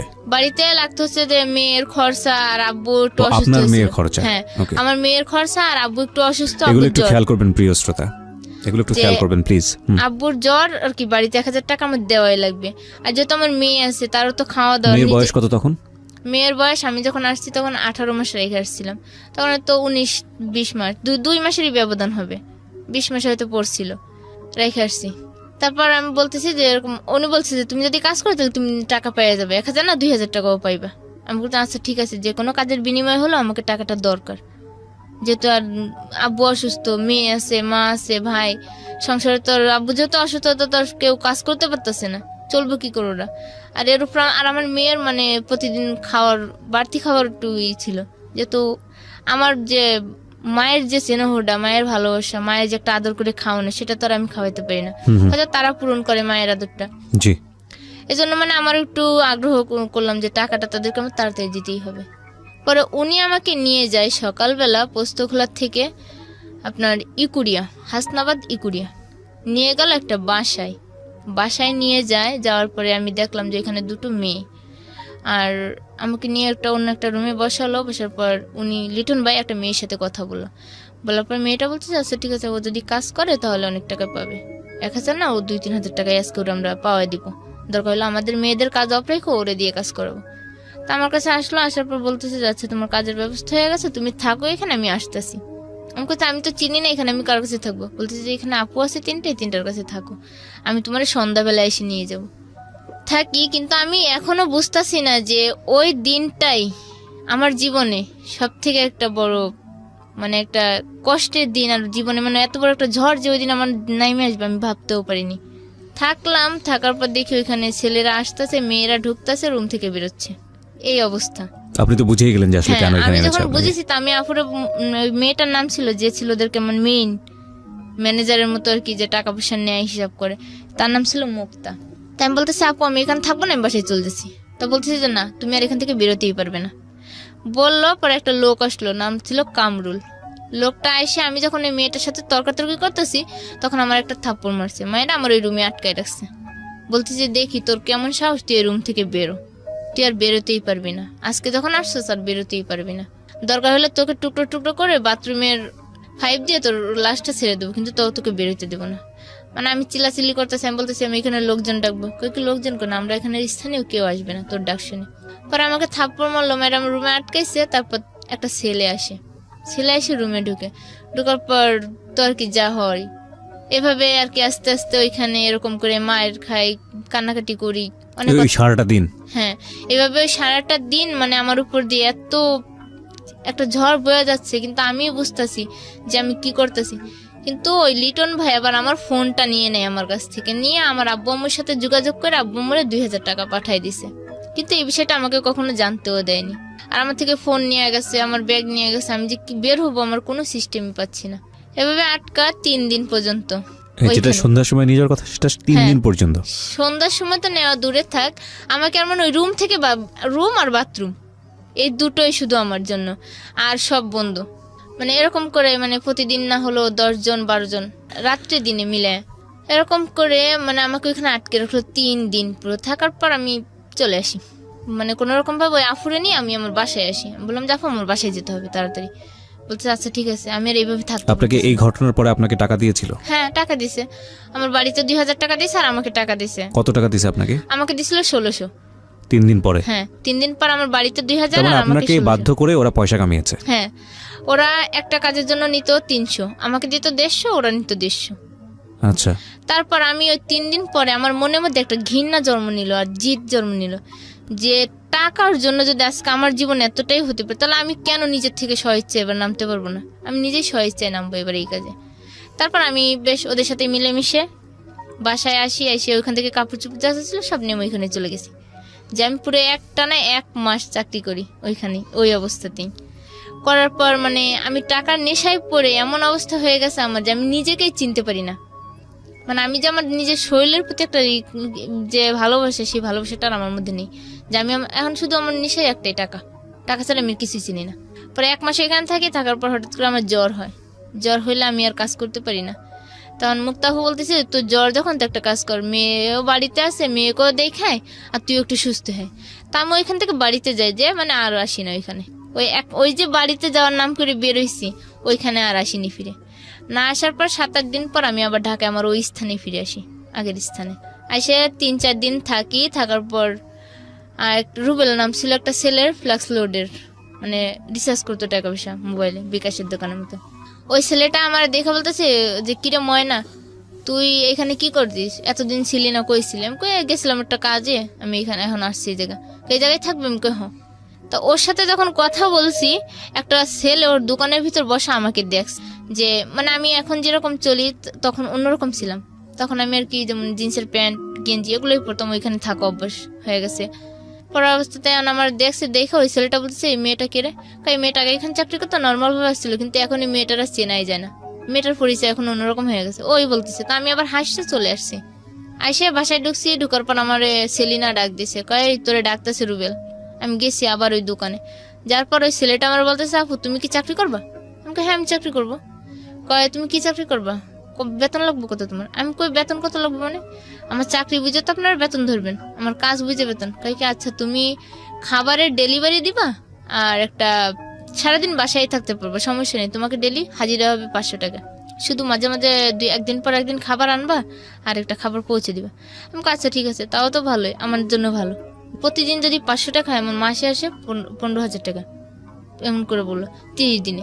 তা আমি এই হিসাবটা মিলা দেখলাম যে আমার অনেক টাকায় আসতেছে। পরে বললো আচ্ছা ঠিক আছে। পরের দিন থেকে আমাকে ওরা শুরু করলো ইয়াবা, হিরোইন, গাঁজা এইসব নিয়ে যাওয়া আসা করানোর জন্য। তো প্রথম দিন আমাকে নারায়ণগঞ্জ শহীদনগর থেকে কিছু চিপস আর কিছু বিস্কিট দিলে আরেকটা ছেলে আছে আমার সাথে, আমরা দুইজনে হাঁটতে হাঁটতে রেল লাইন দিয়ে চলে আসি পোস্তকুলে এসে ওইখানে আমাকে যে যে ঠিকানা বললাম ওই ঠিকানায় ওই বাক্সটা পৌঁছে দিলাম, খাবারগুলো পৌঁছে দিলাম। দেওয়ার পর 5-6 দিন যায় এরকম করে। আবার কাশপুর পাকিস্তান রোড আছে, পাকিস্তান মেলের পিছনে একটা বাসা আছে, সেই বাসা থেকে এই জিনিসগুলো আনতে হতো। আবার দেখা যায় কমলাপুর স্টেশন থেকে আনতে হতো, ভৈরব থেকে আনতে হতো। আমাকে দিয়ে মানে বিভিন্ন ধরনের মাল আনানো শুরু করলো। তা আর আমিও আস্তে আস্তে সবকিছু জানতে পারলাম যে এর মধ্যে হিরোইন থাকে, ইয়াবা থাকে, গাঁজা থাকে, তারপর আবার ইঞ্জেকশন থাকে। জানতে পারার পর আমাকে একদিন বলতেছি কি যে মানে আমাদের যে আড্ডাটা ছিল, আড্ডার জায়গা, বলতেছে ওইখানে দেখবো পুলিশ আসছে কিনা আজকে যে। তা আমি দেখতে গেছি পুলিশ দেখতে যে দেখি যে না ঠিক পুলিশ তো আসছে এখানে। আমি আবার ওদেরকে ফোন করে বলছি যে পুলিশ আসছে এখানে, 3-4টা পুলিশ আছে। তা পুলিশ আবার ওই দিন আমারে ফলো করছে। যখন ফলো করছে আমি পুলিশ দেখা, আমার মোবাইল ছিল 3টা, আমি মোবাইল চালাতাম 3টা। তা আমি যে ফোনটা দিয়ে আর কি সবসময় ওই ব্যবসার লাইনে কন্ট্যাক্ট করতাম, আমি তাড়াতাড়ি করে ওই সিমটা খুলে আমি আমার নিজের কাছে নিয়ে নিই, মানে নিজে এমনভাবে রাখি যাতে পুলিশ আমার এই স্থানে না যাইতে পারে। ফোন চেক করবে কিন্তু আমার ধরতে পারবে না। আমি সিমটা খুইলে আমার কাবজা মতো নিয়ে নিই। পরে পুলিশ আমি কই আমার তো এখান থেকে যাইতে হলে যে কোনো একটা উদ্দেশ্য দিয়ে যাইতে হবে, যেহেতু আমি পুলিশ দেখতে আসছি। তা আমি দোকানে গেছি, ডাউল নিছি, মুসুরির ডাউল নিছি, ডিম নিছি আর আইসক্রিম নিছি 4টা। আমি এমনভাবে নিছি যাতে না পুলিশটা যদি আমাকে বলে দেখা যাচ্ছে আমার আইসক্রিম আমি ওদেরকে নিজেই থেকে দিয়ে আসবো, কিন্তু আমাকে বুঝতে পারবে না। মানে আমার মধ্যে এই আইডিয়াটা হয়ে গেছে ওদের সাথে চলতে চলতে। পরে একটা পুলিশ আমাকে ডাক দিয়ে বলছে তুমি কোথায় যাচ্ছ? আমি আমার বাসায় যাচ্ছি। এগুলো আমি এগুলো দোকান থেকে নিয়ে গেলাম রান্না করার জন্য। পরে গরম লাগতেছে তা আইসক্রিম খাওয়াবে? আমি বললাম হ্যাঁ খেতে পারেন। পরে আইসক্রিম 4 জনের চেটে নিল আর আমার ফোনটা হাতে নিল, নিয়ে ওনার নাম্বারটা মানে আমার ফোনে দিয়ে আমার ফোন থেকে কল করলো ওনার ফোনে, পুলিশের ফোনে। পুলিশটা আর কি প্রায় বেশি বয়সও না আবার বেশি ইয়েও না, মাধ্যম বয়স হবে। তা আমার বলছে আচ্ছা ঠিক আছে বাসায় যাও, ফোন দিয়ে দিছি, দিয়ে বলতেছে বাসায় যাও পরে কথা বলবো। বাসায় গেছি, যাওয়ার পর উনি আমাকে ফোন দিয়ে ওই বিষয়ে খোঁজ নেওয়ার চেষ্টা করে এবার আমারে দিয়ে, কিন্তু আমি যে ওই লাইনে সেটা কিন্তু উনি জানেই না। আচ্ছা আচ্ছা। তারপর আমাকে ফোন দিয়ে বলে যে দেখবা এখানে কোনো ব্যবসা কোনো রকম কোনো কিছু যদি কাজ হয় তুমি আমাকে জানাবে। আর আমি মনে মনে কই আমি তো ওই লাইনে, তা আমি আর আপনাকে কি জানাবো? আমি তো আর উল্টা আপনার থেকে খোঁজ নিয়ে আমি ওদেরকেই জানাবো যে আপনারা কবে আসবেন না আসবেন। মানে আমার মনে মনে এই পরিকল্পনা। তো এরকম করে প্রায় মাসখানেক হয়ে যায়। যাওয়ার পরে ঈদ চলে আসে। তা আমি আবার বাড়িতে গেছি রোজার 5-6 দিন আগে, বাড়িতে যেয়ে আবার বাড়ির থেকে আসছি টাকা পয়সা দিয়ে মারে আসছি। পরে হঠাৎ করে যেদিন আসবো ঢাকায় ওই দিনকে আমার আবার এই ব্যবসার সাথে জড়িত একটা ছেলের সাথে আমার সম্পর্ক, মানে আমরা যেহেতু জানি একই। কতদিনে আপনার হাজবেন্ডের কি অবস্থা? এই যে এখন সেই পর্যায়ে যাব। জি। তারপর এখন এই সব করার মধ্যে আমার হাজবেন্ডের সাথে তো যোগাযোগই নেই, পুরো ছিন্ন। পরে আমি যখন গাড়িতে আসতেছি বাড়ির থেকে আসার পথে আমার এই দ্বিতীয় যে সম্পর্ক হয়েছে যার সাথে, তার সাথে আমার দেখা হবে ওই দিন। তা আমি আবার ফোনে কথা বলতেছি একটা ছেলের সাথে আর কাঁদতাছি যে দেখ আমি মানে কিরকম করে বাড়িতে গেছি আসলাম 2-1 দিনের মধ্যে, মেয়েটারও কষ্ট ভালোভাবে রাখতে পারলাম না নিজের কাছে। আর মেয়েটাও আমাকে চিনেই না, মেয়েটা আমি যে ওর মা ও আমাকে চিনেই না, আমাকে দেখলে কান্নাকাটি করে, আমার কাছে আসতে ও চায় না। তা আমারও কষ্ট লাগে যে না আমার সন্তান আমার কাছেই আসে না, আমাকেই চিনতে পারে না। তা ফোনে যদি কথা বলে তাহলে আম্মু বলে ডাকে, কিন্তু কাছে গেলে কখনো আম্মু বলে ডাকে না। তা আমারও মনে কষ্ট লাগতেছে আর আমি ওর কাছে বলতেছি আর কাঁদতেছি। তা ওই দিন আবার গাড়িতে একটা স্টাফ ছিল, গাড়ির স্টাফ, সে আবার আমাকে ফলো করছে বারবার, ফলো করে দেখতেছে। দেখার পরে বলতেছে যে ওই গাড়ির ড্রাইভার কাছে বলতেছে যে দেখ এই মেয়েটা কে না হঠাৎ করে কাঁদতেছে, ফোনে কথা বলতেছে আর কাঁদতেছে। তো বলতেছে গাড়ির যে কোনো যাত্রী যে কোনো সমস্যা হয়েছে কাঁদতেই পারে, এটা নিয়ে তুই মাথা ঘামাস না। এরকম করে আমরা ফেরিঘাটে চলে আসি। আসার পর ওই ছেলেটা, আমি আবার গাড়ির সাথে দাঁড়ায় আছি ঢেলান দিয়ে। তা আমার বলতেছি যে আমাদের গাড়ির সাথে ঢেলান দিয়ে দাঁড়িয়েছেন, গাড়ির রং উঠবে। তা আমি বলতেছি না উঠলে কোম্পানির গাড়ির রং উঠবে, আপনার তো কিছু না, আপনার সমস্যা কি? তুমি বলতেছে যে গাড়িটা তো আমাদেরই, আমাদের কোম্পানির, আমরা যেহেতু স্টাফ গাড়ির। তো এরকম করে এক কথায় দুই কথায় তার সাথে আমার সাথে অনেক কথা হয়ে যায়। হওয়ার পরে সে আমার সাথে অনেক কিছু কথা বললো, আমরা কফি খেলাম একসঙ্গে ফেরিতে বসে। খাওয়ার পর আমরা ঢাকায় পোস্তখোলা নেমে পড়ি। আমি নামার পর ওনার সাথে আবার আমার ফোন নাম্বার দেওয়া নেওয়া হয়ে যায় গাড়িতে বসে। পোস্তখোলায় নামি, আমি বাসায় যাই থাকি। তারপর একদিন পয়লা বৈশাখের দিন সকালবেলা উনি আমাকে মিস কল দিছে, মেসেজ করতেছে। মেসেজ করার পরে আমাকে অনেক কিছু বোঝাইলো আর কি। আর এর মধ্যে আমি আমার জীবনের কিছু ঘটনা আমি ওকে বলছি। বলার পর ও আর কি আমার প্রতি একটু দুর্বল হয়ে গেছে, যে এত কষ্ট মেয়েটার জীবনে, এত কিছু করতেছে, তারপরে এমন হইলো। বলার পর ও আমাকে এখন প্রতিদিন ফোন করে, আমাকে বোঝায়, আমাকে নতুন করে বাঁচার স্বপ্ন দেখায়। দেখানোর পর আমি ওর কথা মতোই চলি। হঠাৎ করে এখন আমি ওই ব্যবসা ছেড়ে দিব, মানে ওই যে ইয়াবা হিরোইন ব্যবসা, ওই ব্যবসা ছেড়ে দিব। আর এর মধ্যে আমি নিজেও ওই জগতে চলে গেছি। আমিও নিজে সিগারেট খাওয়া শুরু করি, তারপর আপনার মদ খাওয়া শুরু করি, বিয়ার খাওয়া শুরু করি ওদের সাথেই। মানে আমিও মানে আমি যে একটা মেয়ে মানুষ, তখন আমি নিজেই মেয়ে মানুষের মধ্যে ছিলাম না। তারপর ও আমাকে সব কিছু তখন বোঝায়, স্বপ্ন দেখায়। তা আমি ভাবলাম যে আচ্ছা ঠিক আছে, তাহলে আমি এই ব্যবসা ছেড়ে দেবো। তা আমি আবার ওদেরকে যে সরাসরি বললাম যে না, আমি আর তোদের সাথে কাজ করব না, আমি চলে যাব অনেক দূরে। তা বলতেছি যে এই রাস্তায় ঢোকা যায় নিজের ইচ্ছায়, কিন্তু কখনো বেরোনো যায় না নিজের ইচ্ছায়। আর যদি বেরোইতে হয় তাহলে মৃত্যুর সাথে নিয়ে বেরোইতে হয়। আমাকে এই কথা বলছে। বলার পর আমি বলতে যা হয় হোক, আমি থাকবো না বলে এখান থেকে চলে আসি আমার ওই খালার বাসায়, যে বাসায় আর কি আমি থাকি। ম্যানেজার খালা আছে, ওনার আসি। আসার পর আমি খালারের সবটাও খুলে বলি যে খালা এই ব্যবস্থা আমার জন্য, কি করবো করো। তা বলতেছি যে তুই তো একটা ছেলের সাথে কথা বলিস, তোর খুব সম্পর্ক ভালো, তো ওই ছেলেটারে বলে দেখ তোর জন্য যদি কিছু করে। তা ওর সাথে কথা বলার পর এক সপ্তাহের মধ্যে আমাকে মারার জন্য এখন ওরা অস্থির হয়ে উঠছে, যে ওই মেয়ে যদি আমাদের হাত থেকে বেরোয় যায়, আমাদের সমস্ত গোপন তথ্য বলে দিবে। কারণ ও সমস্ত গোপন তথ্যগুলো জানে। বলে দেওয়ার জন্য এখন ওরা আমাকে বললো, ওরা মানে অন্য ছেলেদেরকে কন্ট্যাক্ট করলো যে ওই মেয়েকে যদি ধরে দিতে পারিস তাহলে তোকে 1 লাখ টাকা দেবো, বা আরেকজনকে বলে যে তোকে 50,000 টাকা দেবো, শুধু ওই মেয়েকে আমাদের হাতে এনে দিবি। তারপরে এই নাহিদ হোসেন যে ছেলেটার নাম, আমি যার সাথে গাড়ির সাথে পরিচয় হয়েছে, কিন্তু সেও ছিল একজন ড্রাইভার। তা আমি ওকে সবটা যখন বলি, ও বল কি তাহলে তুমি একটা কাজ করো, তোমাকে আমি এই মানে একটা ডেট দিল যে অমুক তারিখে অমুক দিন তোমাকে আমি এইভাবে নিয়ে আসবো, তুমি কি আসবে আমার সঙ্গে। কারণ আমার ছিল তো ওই মুহূর্তেও যে আমার জীবন বাঁচানো সব থেকে দরকার, আর আমার একটা স্থানের দরকার।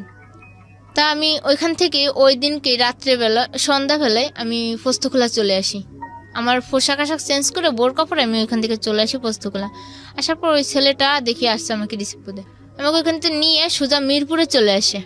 এর মধ্যে উনি একটা রুম রাখে, আর রুম রেখে উনি রুমের মানে যে ভাড়াটা সব কিছু দিয়ে রেখে দিছে, জিনিসপত্র নিছে, কিছু খাট নিছে, নিয়ে রাখছে। মানে ওনার মনে পরিকল্পনা রয়েছে যে অন্যরকম, যে উনি আমাকে স্ত্রী মর্যাদা দিয়েই ঘরে তুলবে। আমার যাকে লাভ করতেন সেকেন্ড, হ্যাঁ, যে এত কিছু। কি নাম ছিল লোকটার? ওর লোকটা ছিল হোসেন মোল্লা। ওকে। হ্যাঁ, কিন্তু ওই লোকটার পুরোপুরি সিদ্ধান্ত ছিল যে এই মেয়েটা ভালো খারাপ, সবকিছু জানতো আপনার সম্পর্কে। হ্যাঁ, সবকিছু জানতো। ওনার সঙ্গে পরিচয় কি আপনার এই লাইনেই? হ্যাঁ, না এই লাইনে না, মানে ওই গাড়ি থেকেই। ওই যে গাড়িতে বললো যে ছেলেটা রং উঠে যাবে গাড়ির, সেই ছেলেটাই। তা আমাকে বলছে, বলার পর আমি ওনার সাথে সবকিছুই শেয়ার করলাম, আর কোনো কিছু বাধা রাখিনি। ওনার মনে পরিকল্পনা ছিল যে উনি আমি যখন একটা খারাপ মেয়ে, আমাকে ভালো করবে, করে উনি ওনার স্ত্রী মর্যাদা দিয়ে আমাকে ঘরে নেবে। তারপর উনি আমাকে সবটা বলে, মিরপুরে আনার পর উনি রাত্রেবেলা আমাকে সবটা খুলে বলল যে ওনার ফ্যামিলিতে কে কে আছে, ওনার বাচ্চা আছে, বউ আছে, আর মা বাবা সবাই আছে, আর উনি আমাকেও স্ত্রী মর্যাদা দিয়ে তার কাছে রাখবে। কিন্তু আমাকে হয়তো নিজের মতো করে চলতে হবে, আমি পরিশ্রম করবো, আমার টাকায় কিছু চলতে হবে, আর সে আমাকে সবটা দিবে না, কিছুটা হলেও দিবে। তারপর ওদিন রাত্রে আমরা দুইজনে, উনি বলতেছে যে আমরা দেখো কাগজ কলমে বিয়ে করা মানুষ প্রমাণের জন্য, আর আমরা কিন্তু আল্লাহর কালেমা, যে কালেমা পড়ে আমরা বিয়ে করি, সে কালেমা পড়ে আমরা বিয়ে করব, সে কোরআন শপথ করে আমরা বিয়ে করব, আমরা এইভাবেই থাকবো, কিন্তু আমি তোমাকে কোনোদিন ছাড়বো না, তোমাকে যতটা পারি ভালো করব। ওকে। বলার পর ওদিনকার রাত্রে আমরা কোরআন হাতে নিয়ে দুজনেই নিজেরাই শপথ করি, নিজেরাই বিয়ের যতটা নিয়ম, ওখানে আর কেউ ছিল না? না, শুধু আমরা দুইজনেই ছিলাম। কিন্তু এভাবে তো বিয়ে হয় না, আমি যতদূর জানি বিয়ে হয় না। তারপর মানে বলছে, বলার পর ওই রাত্রেই আমরা মানে ওইভাবে ওই রাতটা কাটাই দিই ওইখানে। দেওয়ার পর পরদিন সকালে ওনার একটা বন্ধু রামপুরা থাকে, সেই বন্ধুটা আসছে। বন্ধুটা আমার বিষয়ে সবকিছু জানছে, জানার পর আসছে। আসার পর বলতেছে যে তাহলে তোর একটা চাকরি দেওয়া দরকার, তোর এইভাবে থাকতে পারবো না, পরের দিন আবার আমরা দুইজনেই ওই লোকটার সামনে আবার ওই একই শপথ নিলাম, ওই লোকের সামনে। হ্যাঁ, যে আমরা আজ থেকে দুজন স্বামী স্ত্রী কবুল বললাম। বলার পরে মানে বলছি যে যতদিন বাঁচবো দুইজন দুজনের থেকেই বাঁচবো, কখনো আর কেউ কারো ছিন্ন হবো না। এভাবে এটা আপনার আগের হাজবেন্ডকে ডিভোর্স না দিয়েই? হ্যাঁ, ডিভোর্স না দিয়ে আমি এই কাজগুলো করতেছি। করার পর হঠাৎ করে রোজা চলে আসলো। রোজা শেষ, ঈদে আমি বাড়িতে গেছি। বাড়িতে যাওয়ার পর আমার স্বামী, ওই যে স্বামী প্রথম স্বামী আবার ঈদের দিন রাত্রে আমাদের বাড়িতে আসছে, যে আমি বাড়িতে গেছি খোঁজ পেয়ে বাড়িতে গেছে। কতদিন পরে আপনার সঙ্গে দেখা হলো? 1 বছর 3 মাস পর। 1 বছর 3 মাস পর? হ্যাঁ, 1 বছর 3 মাস পর সে আমার কাছে গেল। যাওয়ার পরে আমি ওনাকে দেখে মানে আমি নিজেই সহ্য করতে পারতেছি না। মানে আমি ওনাকে এত পরিমাণ ঘৃণা করি এখন, আর এতটা মানে অপছন্দ করি যে ও লোকটা কেন আমার বাড়িতে আসলো। আমি আমার আব্বুরও বলতেছি যে তোমরা জানো যে ও আসবে, তাহলে আমিই আসতাম না, তাহলে তোমরা তোমাদের জামাইকে আদর করে পাঠাই দিতে, আমি আসতাম না। কিন্তু আমার এত যে কাহিনী হয়ে গেছে এদিক থেকে, কিন্তু আমার ফ্যামিলিতে কেউ জানে না, কারণ মান সম্মানের ব্যাপার নিয়ে আমি আর কি কাউকে কখনো কিছু বলিনি। তারপরে স্বামী আসছে, রাতটা পার হয়েছে, সকালবেলায় ওনার সাথে আমি পার্সোনাল ভাবে কথা বলতে চাইছি। তো উনি আমার বলতেছে কি বলবো বলো। তো উনি আমার হাত ধরছে, আমি হাত ধরার সঙ্গে সঙ্গে বলছি দেখেন আপনার হাত ধরার মতো কোনো অধিকার নেই আমার গায়ে, একমাত্র একজনেরই অধিকার আছে, সেটা হলো হোসেনের। একবার ডিরেক্টলি বলে দিয়েছেন? হ্যাঁ, আমি একবার সরাসরি বলে দিছি যে আমার শরীরে টাচ করার মতো একমাত্র অধিকার আছে হোসেনের, আপনার কোনো অধিকার নেই। যে স্ত্রীর খোঁজ নিলেন না আজকে 1 বছর হয়ে গেল, তার গায়ে হাত দেন কোন সাহসে। এই কথা বলার পর সে মানে চোখের পানি ছেড়ে দিছে। চোখের পানি ছেড়ে দিয়েই হাঁটতে হাঁটতে মানে আমাদের বাড়ি থেকে একটু দূরে চলে গেছে, যে কাঁদতাছে, বসে বসে কাঁদতেছে। আর আমি এদিক থেকে মানে আমি ওনাকে সহ্য করতে পারতেছি না। আর ওনার একটা বড় ভাই ছিল বাহিরে, চাচতো ভাই, সেও আসছে আমাদের বাড়িতে। আসার পর আমি বলতেছি যে দেখেন, আমি ভাইয়ের বলতেছি ভাই আপনারা যে জন্য আসছেন সেটা হবে বৃথা, আপনারা চলে যান, আমি যাব না কোনোদিন আর ওই সংসারে, কারণ আমি যে স্যাপ একবার ফালছি সেটা আর আমি কখনো তুলে নেব না। তা ভাইয়া বলতেছি তুমি এত একটা মেয়ে মানুষ হয়ে এত জিদের কথা বললো না, এর জন্য তুমি পরে পস্তাইবা। আমি বলতেছি যা পস্তানোর আমি পস্তাই নিছি, আমার আর পস্তানোর কোনো কিছু বাকি নেই। তা আমার বলতেছি তুমি এই কথা কেন বলতেছো। আমি কই না, বলার যে কোনো কারণ আছে বলেই বলতেছি। ভাইয়া ওই কথা শুনে ওখান থেকে চলে যায় ঘরে। যাওয়ার পর আমি আমার কাপড় চোপড়ের ব্যাগটা গুছাই নিয়ে সোজা আমি হেঁটে বাড়ির পিছনের রাস্তা দিয়ে, ওরা সামনের দিকে আছে, আমার বাবা মাও সামনের দিকে, আমি পিছন থেকে বেরিয়ে পিছন থেকে ডাইরেক্ট চলে আসি বাগেরহাট, আমার ফোনটা সুইচ অফ করে। আর ওদিকে তো সবাই আমাকে খোঁজাখুঁজি করতেছে। বাগেরহাট এসে আমি হোসেনকে ফোন দিছি। হোসেনকে ফোন দেওয়ার পর হোসেন বলতেছে তুমি এখানে দাঁড়াও, আমি আসতেছি বাড়ি থেকে। ওদের বাড়ি থেকে আসতে প্রায় 10-15 মিনিট লাগে।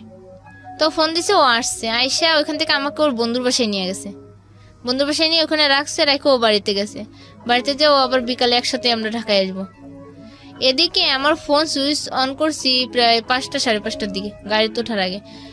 তখন আমার আম্মু ফোন দিয়ে বলতেছে যে তুই এরকম করে বাড়ি থেকে চলে গেলি, কিন্তু তোর মেয়ে তো আমরা এখন দিয়ে দেবো, আমরা তো আর রাখবো না, কারণ তুই আমাদের মান সম্মান রাখলি না, তাহলে তোর মেয়ে রেখে আমরা কি করবো। তাই আমি বলতেছি মেয়ে দিয়ে দিবা, দাও দেখি তোমাদের কেমন সাহস, তোমরা মেয়ে দিয়ে কিভাবে থাকতে পারো। মানে আমিও একটু জোর গলায় কথা বলতেছি। তা হোসেন আবার আমাকে জিজ্ঞেস করতেছে যে গাড়ির মধ্যে এরকম করে কথা বললো না, সমস্যা হতে পারে। তাই আমি বলতেছি কি করব, আমি আর এত চাপ নিতে পারতেছি না, মানে আমার চারিদিকে টেনশন যন্ত্রণা, আমি নিজেই এখন অস্থির হয়ে যাচ্ছি।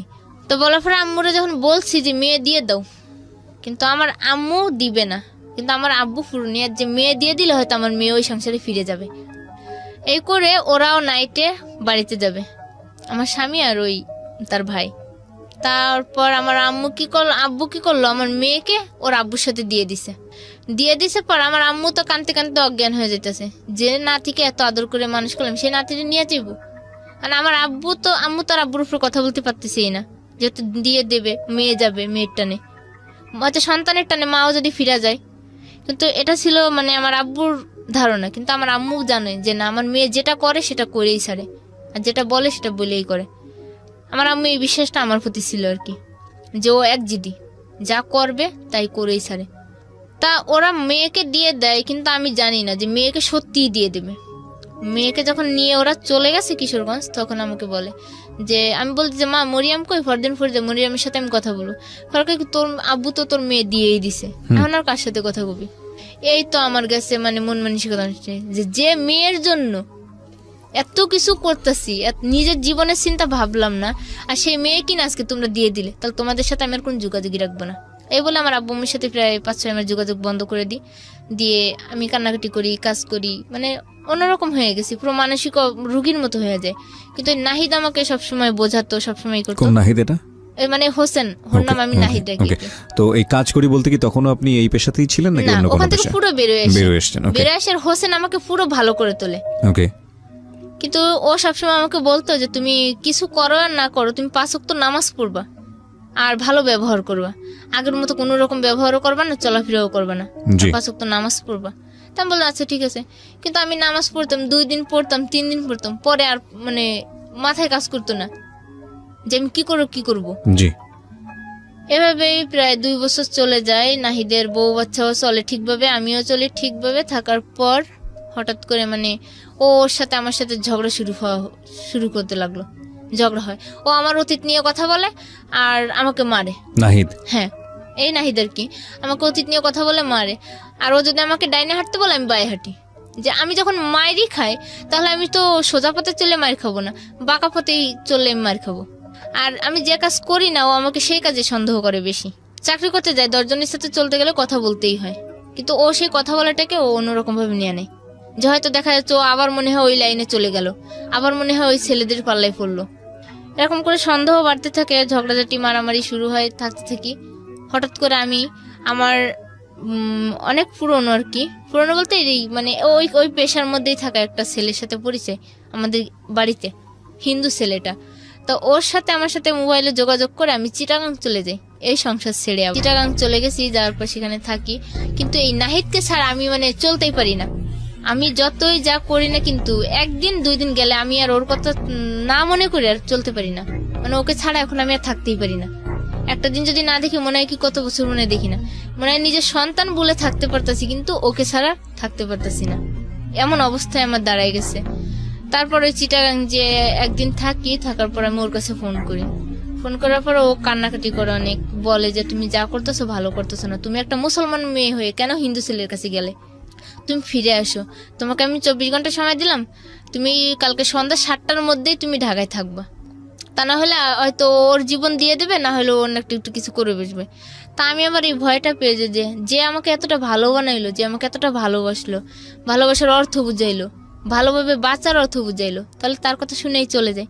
তা চিটাগাং থেকে আবার ওই হিন্দু ছেলেটা অফিসে গেছে, আমি ওইখান থেকে আবার চলে আসছি ওকে না জানে, ঢাকায় আসছি। আসার পর আমি আবার ওইখান থেকে যে মামার বাসায় ছিলাম, হিন্দু ছেলের মামার বাসার থেকে একটা সিঁদুরের কৌটা আমার সঙ্গে নিয়ে আসি, যে ও যদি আমাকে কোনো রকম মারধর করে তাহলে আমি বলবো কি যে আমি এই হিন্দু ছেলের সাথে আমার বিয়ে হয়ে গেছে, আমার সিঁদুর পরানো হয়ে গেছে, মানে ওকে মিথ্যা বলবো। আমার মনে মনে অবস্থা করে আমি সিঁদুরের কৌটা নিয়ে আসি। আনার পর ও আমাকে শাহবাগ থেকে ওর গাড়ি নিয়ে, ও যে প্রাইভেট কার চালায় সে গাড়ি নিয়ে আমাকে আনতে যায়। মানে ওর প্রাইভেট কার ছিল? হ্যাঁ, প্রাইভেট কার চালাইতো। আমি তার নামটা উল্লেখ করবো না যার গাড়িটা আর কি, যেহেতু সে একজন ডাক্তার, তার নামটা উল্লেখ করে প্রয়োজন নেই। তারপর ও আমাকে ওখান থেকে নিয়ে সোজা বাসায় এসে রুম খোলে, রুমের দরজা লাগায়, আমাকে অনেক কথা জিজ্ঞেস করে যে আমি কিনা ওইখানে কোনো ফিজিক্যাল সম্পর্ক হয়েছে কিনা কারোর সাথে, মানে কারোর সাথে কোনো খারাপ ব্যবহার করছি কিনা, মানে সবকিছু জানার পর আমি বলতেছি না, আমি গেছি একটা দিন, গতকালকে দিনে গেছি, আর একটা দিন থাকছি, রাতটা থাকছি, চলে এসেছি। শুধু মামা আমাকে ঘুম থেকে ডাকার জন্য হাত ধরে টানছিল, ঘুম থেকে ডাকার জন্য, এটা স্বাভাবিক ডাকতেই পারে, আর হাত ধরে টান দিছিল যে ময়না এদিকে, আর হয়তো কিসের জন্য ডাকছে সেটা তো আমি বুঝতেই পারিনি। তারপর ওখানে চলে আসি, ঢাকায় আসার পর যখন ও রুমে ঢুকাইছে, আমার ঢুকানোর পর ও দেখি রুমে তালা মারছে। ভিতরে তালা দেওয়ার পর আমার মনে একটা সন্দেহ লাগলো যে ওকে আমার সাথে কোনো রকম গ্যাঞ্জাম লাগবে না, মারবে আমারে। আমার মনে সন্দেহ লাগছে, কারণ ওর তো অভ্যাসই আছে মারার, এরকম যখন মারার এই অভ্যাস। তালা বন্ধ করার পর আমাকে অনেক কথা জিজ্ঞেস করছে, করার পর আমি উত্তর দিচ্ছি। দেওয়ার পর লাস্ট টাইমে ওরে মানে ও এমন পর্যায়ে নিয়ে গেছে কথাগুলো রে, যে আমার আগের অতীতের পুরো নিয়ে যাচ্ছে। পরে আমি ওকে বলতেছি, দেখো আমি তোমার একটা জিনিস দেখাই, তুমি আমার সাথে এরকম করতেছো না, আমি আর তোমার সংসার করবো না। দেখো সিঁদুরের কৌটা, আমাকে সিঁদুর পরাইছে। পরে ওই সিঁদুরের কৌটা হাত থেকে থাবা দিয়ে নিয়ে আমার সারা গায়ে মাইরা দিছে সিঁদুর। মাইরে দিয়েই হাতের কাছে ছিল একটা শিকল দিয়ে আমারে এমন বাড়ি শুরু করছে, আমি মানে চিৎকার শুরু করছি বাড়ি দেওয়ার। তো পাশের রুমের আফা বাড়িওয়ালা আন্টি ছিল, তারা চিৎকার শুনে চলে আসছে, কিন্তু শিকলের একটা বাড়ি যে পড়ছে আমার মাথায়, আর মাথাটা পুরো ফেটে গেছে। ওই শিকলের বাড়িতে মাথাটা ফেটে গেছে, কিন্তু আমি টের পাচ্ছি না যে আমার মাথা ফাটছে কিনা। পরে মাথা ফাটার পর ও আবার আমার এই ডাইন হাতের আঙ্গুলটা ধরে একটা চাপ দেয় উল্টো ভাবে, চাপ দিলে পুরো আঙ্গুলটা মনে করলাম যে ভাঙেই গেল বুঝি। চাপ দেওয়ার পর ওর রুমের দরজা খুলছে মাইরাটেরা, দরজা খুইলা এখন বাড়িওয়ালা আন্টি অন্তত দরজা খুলতেই হবে, দরজা খুলছে, খুইলা বাড়ি আমি আবার রুম খোলার সঙ্গে সঙ্গে দৌড় দিয়ে অন্য রুমে গেছি। তো অন্য রুমে যেয়ে যখন আমি বসে আছি তখন আমার এই বাম সাইড দিয়ে রক্ত ভেসে যাচ্ছে, আর আমি যে শুয়ে পড়ছি, শুয়ে পড়লে আমার মাথার রক্ত সব ওই চাদরে লাগতেছে। তখন আমি টের পাই না যে আমার মাথা কাটছে না ফাটছে।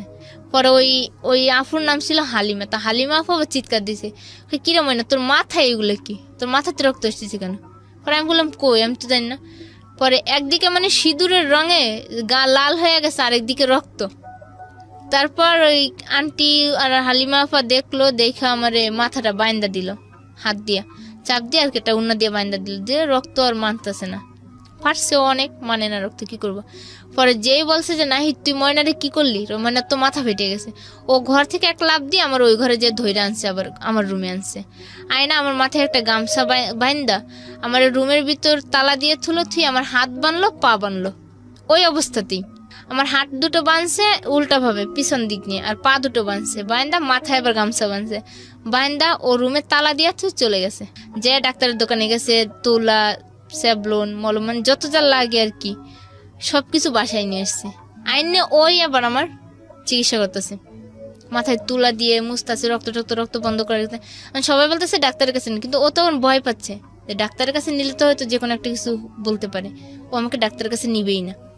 নানার জন্য ওইভাবে ওরকম করে আমাকে সুস্থ করে তোলে, আমি হাঁটতে পারি না, চলতে পারি না, ডাক্তারের কাছে নিয়ে যায়, ওষুধ আনে, খাওয়ায়, পুরোপুরি সুস্থ করে ভালোভাবে জীবনযাপন শুরু করি ওই দিন থেকেই। তারপর থেকেই মানে আমার জীবনে এমন একটা শিক্ষা হইলো যে আমি আর কোনো ছেলেদের সাথেই কথা বলবো না ওই মার খাওয়ার পর। পরে এইভাবে থাকতে থাকতে প্রায় বছর খানেক হয়ে যায়, প্রায় 2 বছরই হয়ে গেছে ওর সাথে সংসার এরকম করে। কিন্তু এদিকে আমার মেয়ের খোঁজ খবর আমি নিই মাঝে মাঝে ফোন করে, মেয়ের চাচি আছে আমার সে বড় যা, তার সাথে কথা বলি, যোগাযোগ করি, মামা শ্বশুর আছে তাদের সাথেও কথা বলি, যোগাযোগ করি, পুরো মানে সবকিছুই ভালোভাবে চলে। হঠাৎ করে ওর বউ ঢাকায় আসবে, আমার নাহিদের বড় বউ ঢাকায় আসবে, তখন বলছে, এখন বলতেছে আমার রুমে এসে থাকবে আর আমাকে ছদ্মবেশে অন্য রুমে থাকতে হবে। আমার স্বামী আমাকে এই কথা বলতেছে, বলার পর আমি বললাম যে তা আচ্ছা ঠিক আছে, আমি তোমার সব কথাই মানবো, তুমি যেহেতু আমার জন্য এত কিছু করেছো আমি তোমার এই কথাটা মানতে রাজি। কিন্তু ওর বড় বউ আসলো ঢাকায়, আসার পর যখন আমার রুমে থাকতেছে রাত্রেবেলা, আমার দেখে মানে আমার এত কষ্ট লাগতেছে যে আমি বলার বাইরে, যে আমার স্বামী আমার চোখের সামনে আরেকটা মেয়ে নিয়ে রাত্রে ঘরে ঘুমাবে, তাও কিনা আমার বিছানায়, আমার রুমে। তারপর আমি অন্য রুমে থেকে শুধু কান্নাকাটি করতেছি, আর আমার স্বামী আমাকে ইশারায় বুঝাইতেছে যে তুমি কান্দো না। আর ওর মেয়ে আমারই কোলে, তখন ওর ওই মেয়ে আমার কোলে, আমি নিতাছি, ঘুরতাছি, কিন্তু আমার তো কষ্টে বুকটা ফেটে যেতেছি যে আমি কি করতেছি। আর বাসার সবাই আমারে বলতেছে যে তুই একটা মেয়ে হয়ে কি করে এত কিছু সহ্য করতেছিস। কিন্তু তারপর আমি সমস্ত কিছু মাইনে নেওয়ার পর ওর ওই বউ বাড়ি চলে যায়, যাওয়ার পর ওর সাথে আমার অনেক ঝগড়া করলাম আমি, যে তুমি এরকম করো আমার সাথে, আমি তোমার সাথে আমি সন্দেহ কাজ করো তো করিই না, তাও তুমি আমার সন্দেহ করো। আর আমার সামনে যে তোমার বউকে নিয়ে আমার রুমে থাকলে সেবেলায় কোনো অপরাধ না, শুধু আমারটাই অপরাধ ধরো। আমি যদি একটা ছেলের সাথে ভালো কথা কইলে অপরাধ ধরো, খারাপ কথা দিলে অপরাধ।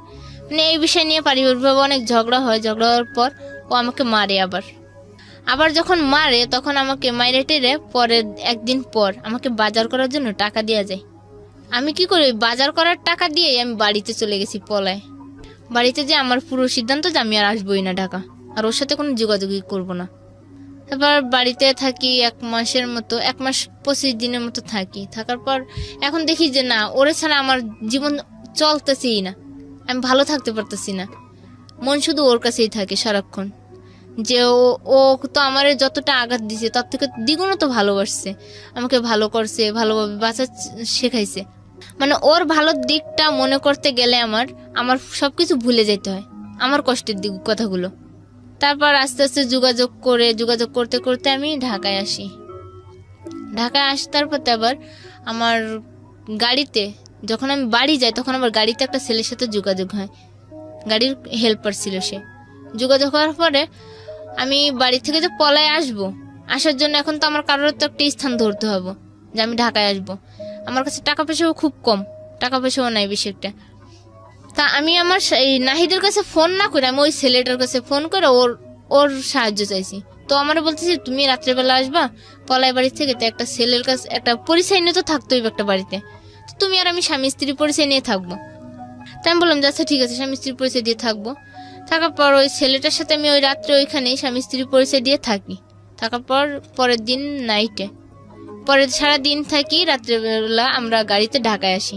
ঢাকায় আসার পর ওই ছেলেটা আমাকে ওর মামির বাসায় নিয়ে রাখে, কই তুমি মামির বাসায় থাকবা, কাজ করবা। আমি কই না, আমি মামির বাসায় থাকবো না, আমি মিরপুরেই যাবো, মিরপুরে আমার কাজ আছে, আর আমি ওইখানে গেলে হয়তো ভালো থাকতে পারবো। মিরপুরে আমার একটা বান্ধবী ছিল সুরমা নাম করে, সে বান্ধবীর বাসায় আসি। আসার পর মানে এদিকে তো নাহিদের সাথে প্রায় সম্পর্ক শেষ, তারপরও মাঝে মাঝে ফোনে কথা হয়। নিজেদের মধ্যে ভুল বোঝাবুঝিটা ভাবি যে ভাঙাই নিলে হয়তো ভালো হবে। বান্ধবীও বোঝায়, নাহিদকে ডাকে ওর বাসায়, ডাকার পর দুজনের সামনাসামনি অনেক কথা বোঝায়, অনেক কিছু বোঝায়। বোঝানোর পর নাহিদের সাথে আমার আবার সম্পর্কটা জোড়া লাগে।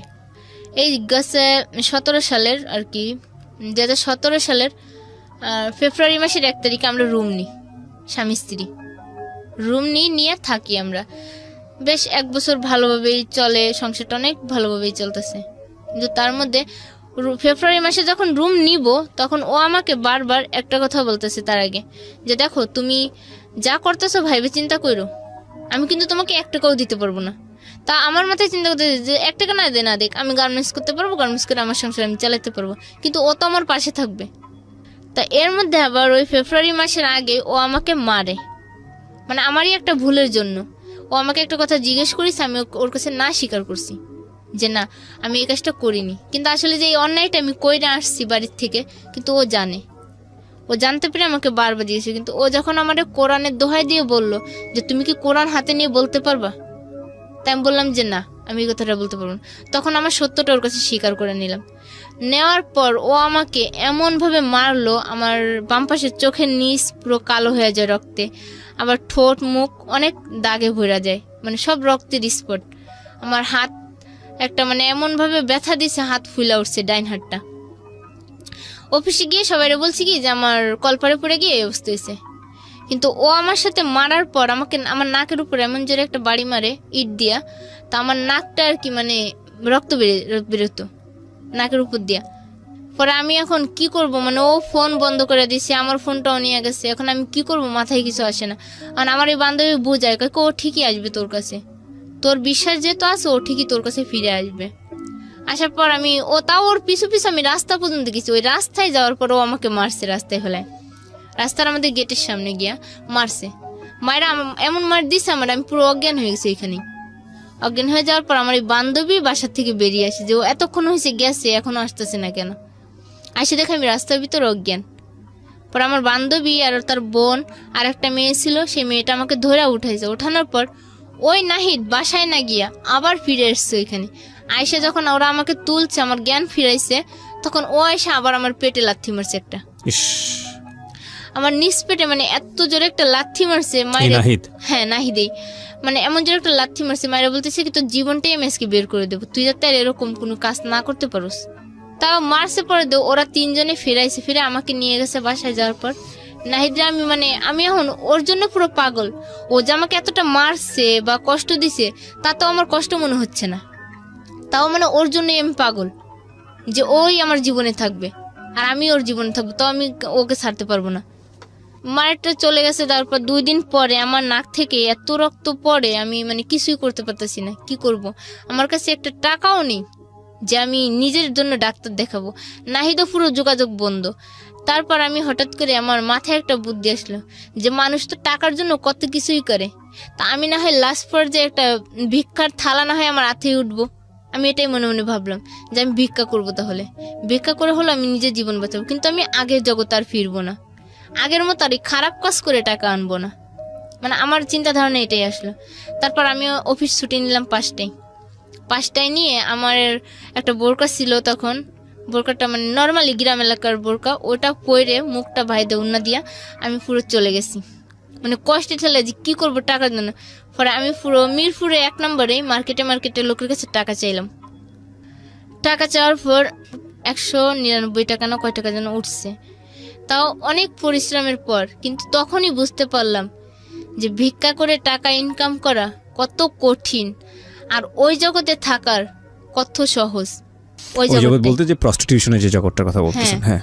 ওই জগৎটায় থেকে সোজা একটা কাজ, নিজেই চলে গেলাম, টাকা পেয়ে গেলাম। আর এই যে ভিক্ষা করে টাকাটা আনা, কত পরিশ্রম। 10 জনের কাছে চাইলেও মনে হয় না যে 10 টাকা মেলে, 10 টাকা মেলে। এরকম করে 199 টাকা হওয়ার পর ওই টাকা দিয়ে আমি ফ্যাক্স লোডের দোকানে গিয়ে আমি নাহিদকে ফোন করছি। ফোন করে আমি ওরে সবটা বললাম যে দেখো, তোমার জন্য আজকে আমি ভিক্ষা পর্যন্ত করলাম, তাও তুমি আমার ছেড়ে যেও না, আর তুমি আমার যা করতে বললাম আমি তাই করব। তারপর ও আসলে আমার ভিক্ষার কথাটা শুনে অনেক কানলো ফোনে, যে তুই ময়না আমার জন্য কি করলি, আর আমি বা তোর জন্য জীবনে কি করি। তাও দুইজনের মধ্যে শুধু ভুল বুঝাবুঝি থাইকা যায়। পরে এভাবে ফেব্রুয়ারি মাসে রুম নিই, দুইজনেই বেশ ভালোই চলি। থাকার পর হঠাৎ করে এই যে প্রায় মাসখানেক আগে ওর বোর সাথে থাকা সত্ত্বেও মানে আমার কোনো খোঁজ খবরই নেয় না, খুব কম ফোন করে। আমি বাসায় আসতে বললে আসে না। আর রেন্টেকারে এখন গাড়ি চালায় তো অনেক মানে চাপি। রেন্টেকারে যারা গাড়ি চালায় তারা এখন দূরত্ব ভাড়া নিয়ে দূরে যায় ভাড়ার জন্য।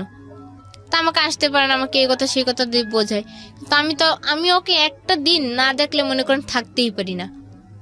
আর এত ভালোবাসি যে আমি নিজের জীবনের থেকে আমি ওকে বেশি ভালোবাসি। এই ভালোবাসার টানে আমি ওকে ভুলতেও পারি না, ওকে ছাড়া থাকতেও পারি না। তারপর ও একদিন বাসায় আসার পর আমি আর কি ঝগড়া করি ওর সাথে অনেক। আমি ইচ্ছা করে ঝগড়া করি, মানে সবকিছুই আমার মধ্যে। ওই দিন ঝগড়াটা আমার থেকেই শুরু হয়েছে। আমি নানান কথা বলছি, বলার পর ঝগড়া শুরু হয়েছে। হওয়ার পর ও আমারও বলতেছি কি যে দেখ, এইভাবে সংসার চলে না, তুই মুক্তি নে, না হয় আমারে মুক্তি দে। আমাকে ওই বলছে এই কথা। করার পর এই কথা বললো, আমাকে ফোন যখন কাটে দিছে, দেওয়ার পর ও একদিন বাসায় আসার পর আমি বলতেছি দেখো, তুমি আমার কাছে মুক্তি চাইছো, তাহলে আমি তোমারই মুক্তি দেবো। তাহলে তুমি আজকে আবার সেই কোরআন হাতে নাও, নিয়ে আমাকে এই কোরআন শরীফ সাক্ষী রেখে বলো যে আজকে তোর হাত ছেড়ে দিলাম, আর 3 বার তালাক বলো তুমি আমাকে। ও ঠিকই ওই দিন আমার চাপে পড়া ও ঠিকই ওই কথাগুলো বলছে, আমাকে 3 বার তালাকও বলছে। আর বলছে যে আল্লাহ, আমি যে মানুষটাকে এত ভালো করলাম, যে মানুষটাকে আমি ভালো কইরা আজকে ভালো পথে আনলাম, সেই মানুষটি আজকে আমার হাত ছেড়ে দিতেছে। তো তুমি ওরে ভালো রেখো, ভালো জন থাকুক। কথা বলে ও চলে গেছে। কিন্তু যাওয়ার পর এখন আমি শুধু ভাবি যে আমি কি করাইলাম ওরে দিয়া, আর আমি বা কি করলাম, কেন করলাম। আমার মাথায় শুধু এই চিন্তা, আমি শুধু কান্নাকাটি করি। খাওয়া দাওয়া পুরো ছেড়ে দিছি। খাওয়া দাওয়া ছেড়ে দেওয়ার পর তো এখন আর মানে ওকে ছাড়াই মানে এত অন্ধকারে ঢেকে আসতেছে আমার জীবনটা। আবার মনে হচ্ছে যে আমি এই বুঝি আবার নিঃস্ব হয়ে গেলাম, একা হয়ে গেলাম। তারপরে ওকে ফোন দিই, বারবার ফোন দিই, ডিস্টার্ব করি। ও ফোনের যন্ত্রণায় মানে ও আমার কথা শুনলে ও দুর্বল হয়ে পড়ে, আর আমি ওর কথা শুনলে দুর্বল হয়ে পড়ি। দুজনের প্রতি এতটা দুর্বল হওয়ার পর ও প্রায় 15 দিন আগে শুক্রবার রাত্রে বাসায় আসে। ও আসছিল আমার কাছে থাকার মন মানসিকতা নিয়ে, যে আমার কাছে থাকবে, থাইকে হয়তো আমাদের দুইজনের মধ্যে ঝগড়াটাও মিটাই নিবে, আবার কথাগুলো ফিরাই নিবে। কিন্তু আসছে ওই মনে, কিন্তু আমার মনে ছিল অন্যরকম একটা কিছু, যেন ও আসলে ওর কাপড় চোপড়গুলো দিয়ে আমি ওকে পাঠাই দিব। তো ও যখন আবার আমাকে ফোনে বলছে যে ও বাসায় আসবে, তা আমি আবার বলতেছি তুমি বাসায় এসো না, আমি ব্যস্ত আছি। এই কথা বইলে আমি ফোনটা কাইটে দিছি। দিয়া আমি আমার বান্ধবীর ফোনের সাথে বান্ধবী আমার ফোন থেকে কথা বলছে, সেই বন্ধুর সাথে আবার আমি কথা বলতেছি আমার বান্ধবীর সম্পর্কে, আর আমার সম্পর্কে জিজ্ঞেস করতেছে, আমি বলতেছি। তারপর মানে ওই দিন রাত্রে শুক্রবার যখন ও আমার বাসায় আসবে বলেছে কাপড় চোপড় নিতে, নাহিদ বলতেছে যে আমি তোমার বাসায় তাহলে আসবো, কাপড় চোপড় আছে আমার, ওগুলো নিয়ে যাবো, আমি আর তোমার সাথে যোগাযোগ করবো না। তাই আমি বলতেছি আচ্ছা ঠিক আছে। তো এই অফিসে থাকা অবস্থায় আমার বান্ধবী আবার আমার ফোন থেকে ওর বয়ফ্রেন্ডের সাথে কথা বলে সে আবার আমাকে ফোন দিছে। দিয়ে কথা বলতে বলতে মানে আমাদের পরিচয় হইতে হইতে মানে অনেকটাই পরিচয় হয়ে গেল। আমার ফ্যামিলি সম্পর্কে বললাম, আমার বিষয়ে বললাম যে দেখুন আমি এরকম ভাবে আছি, এখন এই পর্যায়ে আছি। তা আপনার বান্ধবীর বয়ফ্রেন্ডের সাথে? হ্যাঁ, কিন্তু এর মধ্যে নাহিদ আবার আমাকে ট্রাই করে যাচ্ছে, আমার ফোন শুধু ব্যস্ত পাচ্ছে। বুঝতে পেরেছি। ব্যস্ত পাওয়ার কারণে ও কিন্তু আরো রাগ হয়ে যাচ্ছে যে আমি যার সাথে যাবো আজকে সম্পর্কটা আবার ঠিক করার জন্য, আর সে কিনা আমার ফোন কাইটে দিয়া অন্য পুরুষের সাথে কথা বলতেছে। আসলে এটা আমারই অন্যায় ছিল ওই দিন, যে আমি কেন ওর ফোন না রিসিভ করে অন্য একজনের সাথে কথা বলতেছি। ও বাসায় গেছে, যাওয়ার পর আমাকে দরজা খুলতে বলতেছে বারে, কিন্তু আমি দরজা খুলি না। নাহিদ আমাকে বলতেছে দরজা খুলতে, কিন্তু আমি দরজা খুলি না খোলার পরে ওই প্রায় 10 মিনিট ওকে দাঁড় করে রাখছি বাইরে, দাঁড় করে পরে আমি দরজাটা খুলছি। খোলার পরও ঘরে ঢুকছে, বসছে, আমার সাথে দু একটা কথা বলছে, বেশ ভালোই, আমিও বলছি। তা ও আবার দাঁড়ায় রয়েছে, দাঁড়ানো থাকা অবস্থায় আমি খাটের উপর দাঁড়ায় ওর গলা জড়ায় ধইরা ওর পিঠের উপর পড়ছি আমি, মানে যেমন ছোট বাচ্চা যেমন ঘাড়ে ওঠে ওরকম করে আমি ওর ঘাড়ে উঠছি। ওঠার পরও আমাকে বলতেছে তুমি নামো, আমার কষ্ট হচ্ছে, আমার নিঃশ্বাস নিতে কষ্ট হচ্ছে। তা আমি নামছি। নামার পর ও দেখলাম ওর ফোন রাখলো, মানি ব্যাগ রাখলো, চাবি রাখলো গাড়ির। রাখার পর যখন হাতের গড়িটা খুলছে তখন আমার মনে সন্দেহ জাগছে যে হয়তো ও আজকে আবার আমাকে মারবে, কারণ আমার ফোন ওয়েটিং পেয়েছে। ও যে হাতের গড়ি খুলছে তখন আমি দরজাটা খুলে দৌড় দিব বাইরে, অমনি আমার গলাটা চাপ দিয়া আমাকে খাটের উপর শুয়াই আমার মানে বুকের উপর বসে আমার গলাটা পুরো চাপা ধরছে যে তুই যদি আমার জীবনে না থাকিস আমি আর তোকে অন্য কারোর জীবনে হতে দেব না। গলাটা যখন চাপা ধরছে আমার তো পুরো নিঃশ্বাস বন্ধ হয়ে আসতেছে, আর আমি মানে ছুটতেও পারতেছি না যে আমি কি করব। তখন এমন একটা অবস্থায় চলে আসছি, আমার মানে চোখ মুখে আমি কিচ্ছু দেখতে পাচ্ছি না যে আমি কি করতেছি, কি করব। পরে হঠাৎ করে আমার পাউটা দিয়ে আমি ওকে লাথি মারলাম পিছন দিক থেকে। লাথি মারার পর ও ভুট হয়ে পড়লো খাটের উপর। পড়ার পর আমি ছুটার পর ও আবার আমাকে ধরছে। আমি চিৎকার দিছি, তখন চিৎকার দেওয়ার পর বাইরের থেকে মানে আমাদের বাসার লোকজনই শব্দটা পেয়ে উঠে আমার দরজায় টুকাটুকি করতেছে। কিন্তু ও তখনও আমাকে গলা চেপে ধরে বলতেছে যে তুই যদি আমার জীবনে না থাকিস আমি তোকে অন্য কারোর জীবনে যাইতে দিব না। এই কথা বলে আমার ডাইন সাইডের গালে এমন জোরে একটা কামড় বসেছে, মানে ওর যে দাঁতগুলো সব আমার গালে বসে গেছে। আবার বলতেছে তুই এই ঠোঁট দিয়ে অন্য কারোর ঠোঁটে মিস করবি আর আমি জ্বলবো তোর এই জ্বালায়, তো তোর এই ঠোঁট আমি রাখতে দিব না। বললে আমার দুটো ঠোঁট নিয়ে মানে এমন যে একটা কামড় দিছে, মানে আমার পুরো ঠোঁট রক্তে ভর্তি হয়ে যাচ্ছে। এখন এদিকে গাল দিয়ে রক্ত পড়তেছে, এদিকে ঠোঁট দিয়ে রক্ত পড়তেছে। আবার এই ডাইন সাইডের ঘাড়েও একটা কামড় দিছে, সে ঘাড় থেকেও রক্ত বেরিয়ে গেছে। যাওয়ার পর মানে বাইরে থেকে যখন মানুষের চিল্লাচিল্লি করার পর সবাই দরজা খুলছে। ও দরজা খোলার পর আমি দৌড়ে আর কি আমাদের বাথরুমে চলে গেছি। বাথরুমে যাওয়ার পর আমি বসে আছি, কিন্তু আমার গাল থেকে ঠোঁট থেকে রক্ত পড়েই যাচ্ছে, যে কামড়ের দাগগুলো মানে বসে গেছে, রক্ত পড়তেছে। এই অবস্থায় আমি বসা, কিন্তু ও এই ফাঁকে আমি আবার আমার মোবাইলটা আমি চাউলের ড্রামের ভিতর লুকাইছি, কিন্তু ও সেই চাউলের ড্রাম থেকে মোবাইলটা নিছে। তারপরে ঘরের হাঁড়ি পাতিলা সব মানে ভাঙতেছে, গানের যে বক্স সেট সেটাও ভাঙছে। ভাঙা ঠেঙে আমার নাক থেকে নাকফুলটা নিয়ে নিছে, মারের মধ্যেই নিয়ে টিয়ে পর ওই রাত্রেও গেটের বাইরে চলে গেছে, আমাকে ওই অবস্থায় মেরেটেরে বাইরে চলে গেছে। যাওয়ার পর এখন আমি বলতেছি থানায় যাব ওর নামে কেস করতে, কিন্তু ও আমাকে যাইতে দিবে না থানায়, আমি এটাও বুঝতে পারতেছি। ও বাইরে দাঁড়ায় আছে, পরে আমি গেটের উপরে দিয়ে উঠে দেখি যে ও দাঁড়ায় রয়েছে। আমাকে বাসার সবাই বলতেছে দেখ এরকম পাগলামি করিস না, ঝগড়া হয়েছে আবার মিলবি, সমস্যা কি। পরে বললাম যে না, ওর সাথে আমার আর কোনো সম্পর্ক নাই, যেহেতু আমাকে এরকম করতে পারে, মারতে পারে, আর এই কথা বললে চলে যেতে পারে, তাহলে ওর সাথে সম্পর্ক না রাখাটাই ভালো হবে বলে আজকে প্রায় 5-6 দিনই আমি এই অবস্থাতেই অসুস্থ নিয়েই কাজ করতেছি। ওকে ফোন করি, ও আমাকে একটা কথাই বলছে যে তুই যদি ভালো ঘরের মেয়ে হয়ে থাকিস তাহলে আমাকে আর ফোন করবি না। এই হচ্ছে আপনার সিক্রেটস, রাইট? কেন গল্প বললেন? এবার আপনাকে আমি প্রশ্নটা করতে চাই, যেটা প্রথমে বলেছিলেন, একটা উত্তর আপনি দিয়েছিলেন। আবার পুরো গল্পটা শুনে সিনপসিসটা জানলাম আমরা। বয়স কত বলছিলেন আপনার? কখন? এখন এই মুহূর্তে 21 বছর, মানে প্রাপ্তবয়স্ক বাংলাদেশের আইন অনুযায়ী। সো ঠিক আছে, আপনি এবার বলেন কেন এই গল্পটা আপনি লাখ লাখ মানুষকে বললেন?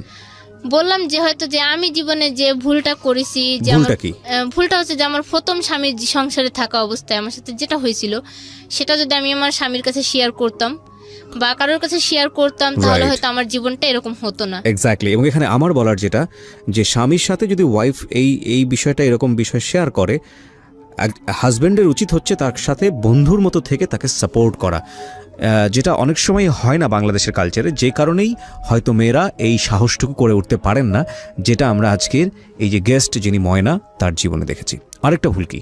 আরেকটা ভুল হচ্ছে যেমন এই যে টাকার জন্য আমি যদি ওই দিন টাকাটা ওনার কাছে চাইতাম, আগে জিজ্ঞেস করতাম যে কি কাজ বা কিসের চাকরি দিবেন, জেনে শুনে যদি আগে বুঝে যেতাম তাহলে হয়তো আমার জীবনটা এই নরকে যেত না।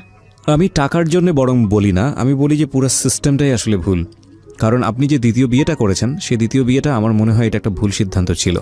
দ্বিতীয় বিয়েটা অন্তত ফ্যামিলির কাছ থেকে, জি আমি বলতেছি আর কি যে আমার ওই যে অতীতে চলে যাওয়া, যে 1 মাস যে ওইখানে থাকা। প্রত্যেকটা ঘটনার পেছনে তো একটা না একটা রিজন থাকে না? হ্যাঁ। তো আপনি যেই হঠাৎ করে কিন্তু সেই জায়গাটায় যাননি, আপনাকে যেতে বাধ্য করা হয়েছে। আপনার কাছে পয়সার প্রয়োজন ছিল, আপনি পয়সা পাননি বলেই আপনি অন্য একটা জায়গায় গেছেন।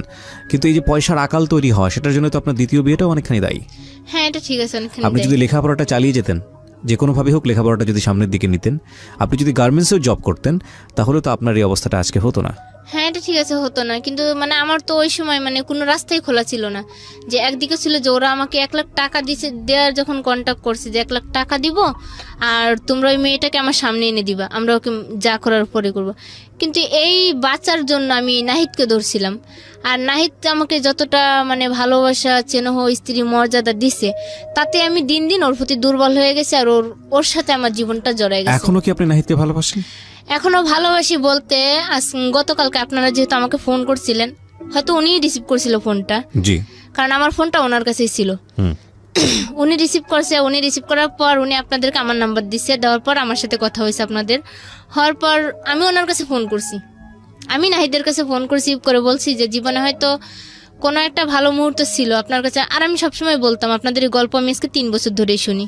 শোনার পর আমি সবসময় বলতাম, ওর আমি যখন শুয়ে শুয়ে শুনতাম বলতাম যে আমিও না এই গল্পের অনুষ্ঠানে যাব। তো আমাকে বলতো যে তোর ইচ্ছা হয়ে যাইতে তো আমি তোকে নিয়ে যাবো একদিন, তোকে ওইখানে আমি নিয়েই যাব। তা ও কালকে যখন আমি ওকে ফোন করি আপনাদের, এক্স্যাক্টলি এই স্টোরিটা খুব সুন্দর একটা স্টোরি হতে পারতো, গল্প হতে পারতো। আপনারা দুজন মিলে এখানে এসেছেন, আপনি একটা ভালো জায়গায় আছেন, হ্যাপিলি একটা এন্ডিং হয়েছে, হ্যাপি কাপল হয়েছেন। কিন্তু সেই জিনিসটা আপনার হলো না, সেই শখটা হলো না। কিন্তু আমার এই মুহূর্তে মনে হচ্ছে যে সেই জিনিসটা আবার আমার কাছে হয়েছে আজকে। কিরকম? কেননা গতকালকে আমি যখন ওর কাছে ফোন করছি, পরে বলার পর আমারও বলতেছে তোমার স্বপ্ন তো একটাই ছিল যে তুমি আমার সাথে ওইখানে যাবা। তা আমি বলছি হ্যাঁ আমি যাবো ওইখানেই। বলছিলাম তখন আপনি কি আমাকে নিয়ে যাবেন? বলতেছে যে দেখো ময়না, তুমি আর আমি যত দূরেই থাকি না কেন, আমি জানি যে তুমি মৃত্যুর আগ পর্যন্ত শুধু আমারই থাকবে। ও আমাকে বলছে, আর আমিও এটা বলছি যে দেখো তুমিও হয়তো মৃত্যুর আগ পর্যন্ত আমারই থাকবে। কারণ আমরা দুজনকে এত ভালোবাসি যে মনে হয় না যে পৃথিবীতে কোনো মা সন্তানকে এত ভালোবাসে যে ভালোবাসা। না, এই ইমোশনের জায়গাটা আপনার জায়গা থেকে অনেকখানি রাইট, কিন্তু আমাদের জায়গা থেকে অনেক বেশি লজিক্যাল। তারপরেও আমি একটা কথা শেষ দিকে এসে বলতে চাই আজকের এই অনুষ্ঠানে, যে আমাদের দেশে একটা নারীর জীবন অর্থনৈতিকভাবে কতটা ভারসাম্যহীন, এবং এটা আজকে নতুন না, এটা সবসময় আমরা আমাদের অনুষ্ঠানে দেখিয়েছি যে একজন নারী অর্থের জন্য জীবনে কতটা ঝুঁকির মধ্যে যান। এবং আজকে যে ময়না এখানে তার জীবনের যে সিক্রেটসগুলো এখানে রিভিল করলো, কতটা দুরবস্থার মধ্যে পড়ে সে বাধ্য হয়েছে। আমি শুধু একটা কথাই বলতে চাই, প্রতিটি মানুষই সম্ভাবনাময়, প্রতিটি মানুষের জীবনেই ভুল থাকে, প্রতিটি মানুষের জীবনেই অপরাধ থাকে। কিন্তু ওই ভুল আর অপরাধ দিয়ে ওই মানুষের সারা জীবনের অবদান কিংবা সারা জীবনের সমস্ত ভালো জিনিসগুলোকে যদি ঠেকে দেয়া হয়, তাহলে সেটা তার কবররচিত হলো না, সেটা একটা সম্ভাবনার কবররচিত হলো। আমরা যেন সেই কাজটি কখনোই না করি।